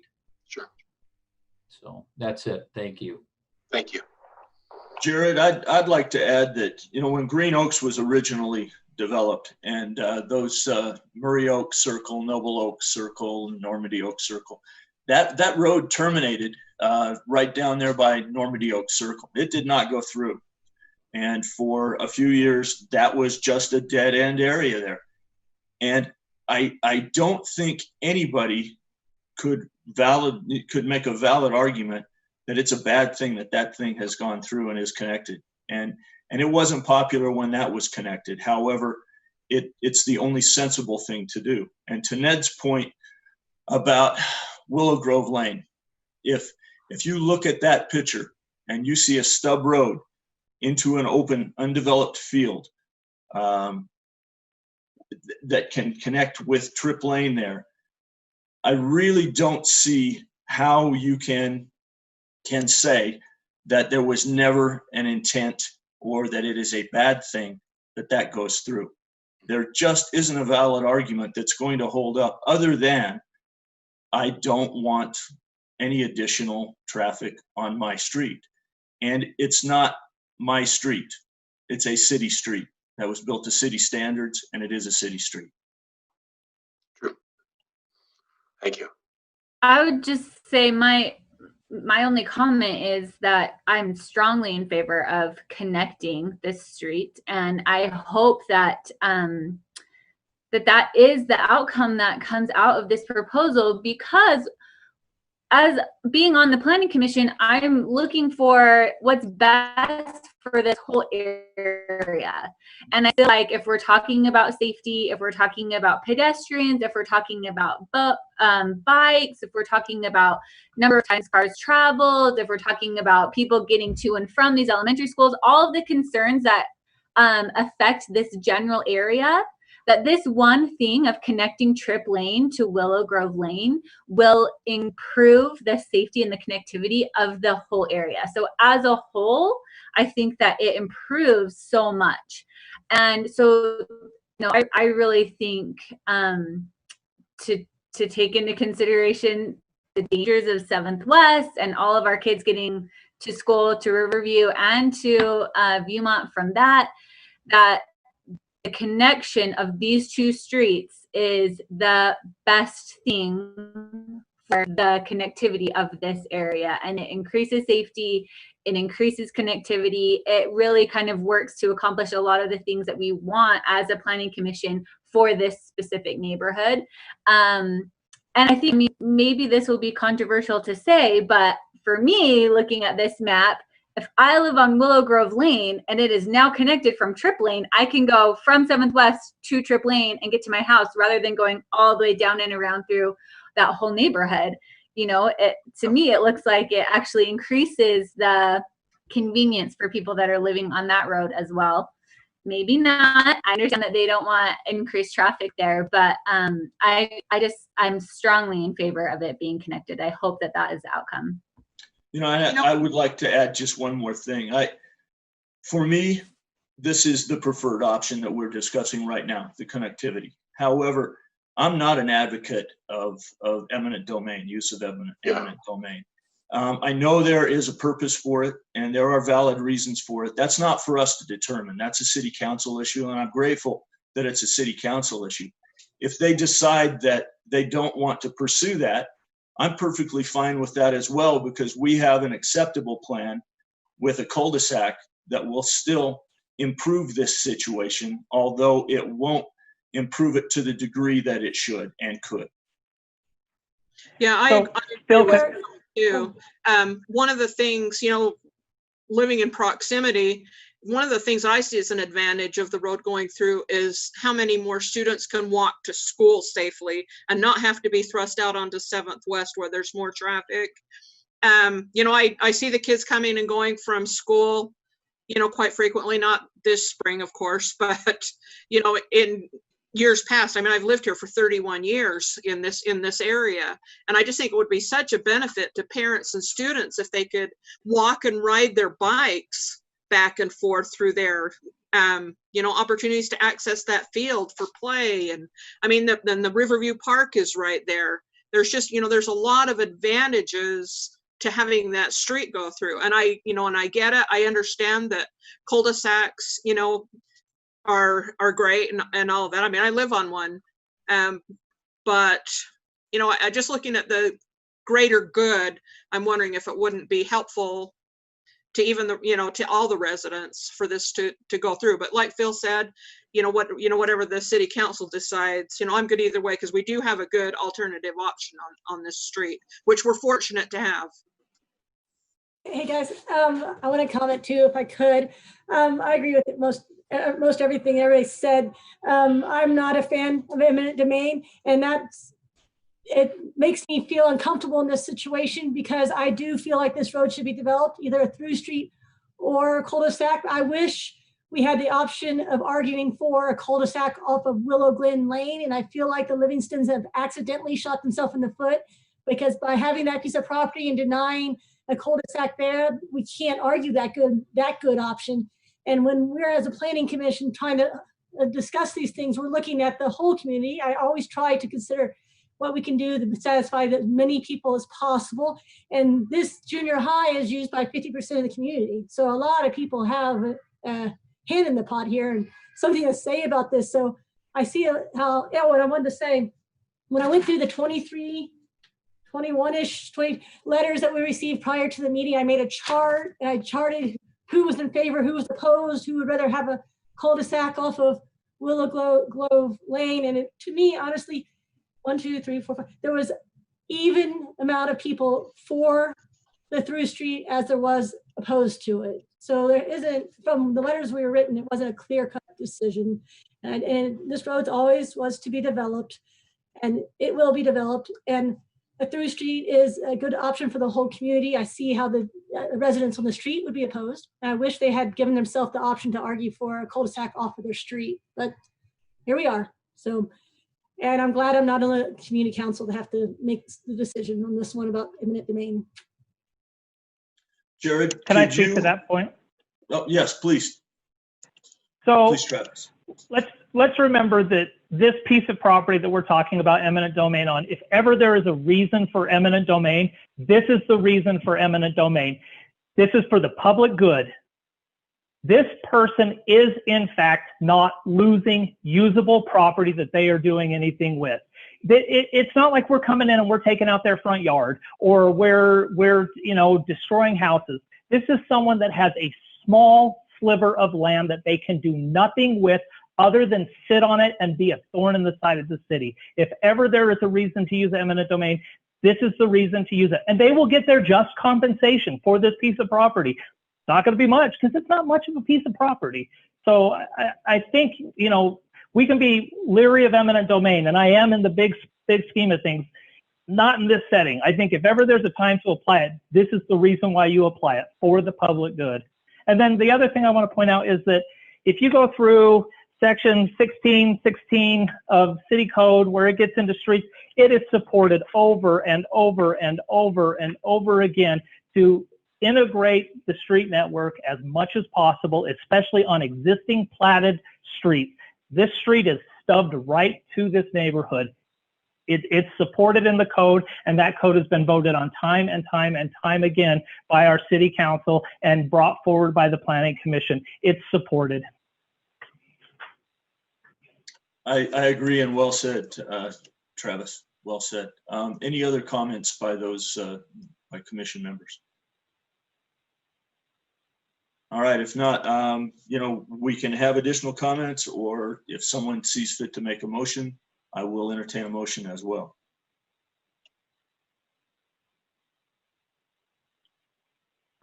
I'll make a motion if I can find my note. If you're gonna be too late, Travis, make it. I got it. Okay, so I make a motion that the Planning Commission grant preliminary subdivision approval for the Trip Lane subdivision on the property address 871 West Trip Lane, subject to conditions 1 through 9. I'll second. And Lisa will second it. Okay. I have a motion by Travis Ney, a second by Lisa Milkevich, that the Planning Commission grant preliminary subdivision approval for the Trip Lane subdivision on the property addressed 871 West Trip Lane, subject to conditions 1 through 9 as presented to us tonight. I want to emphasize this is preliminary subdivision approval. Please call for a vote. You're on mute, Jared. That's not embarrassing at all. Mr. Ney, Yes. Ms. Milkevich, Yes. Ms. Wilson, Yes. Ms. Patterson, Yes. Mr. Hacker, Yes. and Mr. Markham. Yes. Thank you all. So Jared, now next steps in this. This will go on to Murray City Council, be agended, and they will discuss this. Approximately how long does that take? I don't know, not to be too obtuse, but we will have to ask the applicants to try to get an audience with the city council to request that. That'll be up to them. Getting on the city council's agenda is not something that we as planning staff or community development department controls. We'll direct them how to do it, direct them who to talk to, and they'll have to take it forward and see if they can get an audience with the council to ask them to use an eminent domain and under what circumstances they would or wouldn't. It'll be up to them. Okay. Preliminary approval is good for a year. If they're not able to do that and need to redraw, we'll bring it back to you for your consideration as a redraw as a cul-de-sac. Okay, that was my next question. I wanted to clarify that if this is unsuccessful with the eminent domain and the connection of the road, it will come back as a redesign, and cul-de-sac will be the consideration. Yes, we would bring it back to you all as a reconsideration with a cul-de-sac instead, if they're not able to get the city council's support for that. Okay. Yeah. And we'll keep you apprised of progress with it as we go forward in the meetings. We'll let you know if we're hearing any news about it or when they might be going, et cetera, so you can listen in or whatever. Well, do you have any additional items of business for us tonight? That is the end of our published agenda, so that's the last item. Yeah, no, we're just, I don't have any updates. We have about 6 items on the next agenda, mostly conditional uses, so we'll give you a break, process a few little conditional uses. That sounds all right. All right. Well, all right. Well, I thank you, everybody, tonight. This has been an item that I know we've all really labored over for quite some time and put a lot of thought and consideration and time into it, and I really appreciate it. So I will entertain a motion for adjournment. Motion to adjourn. Thank you all. Thanks, We are everyone. adjourned. Thank you. Good night, Night, everybody. everybody. Good night.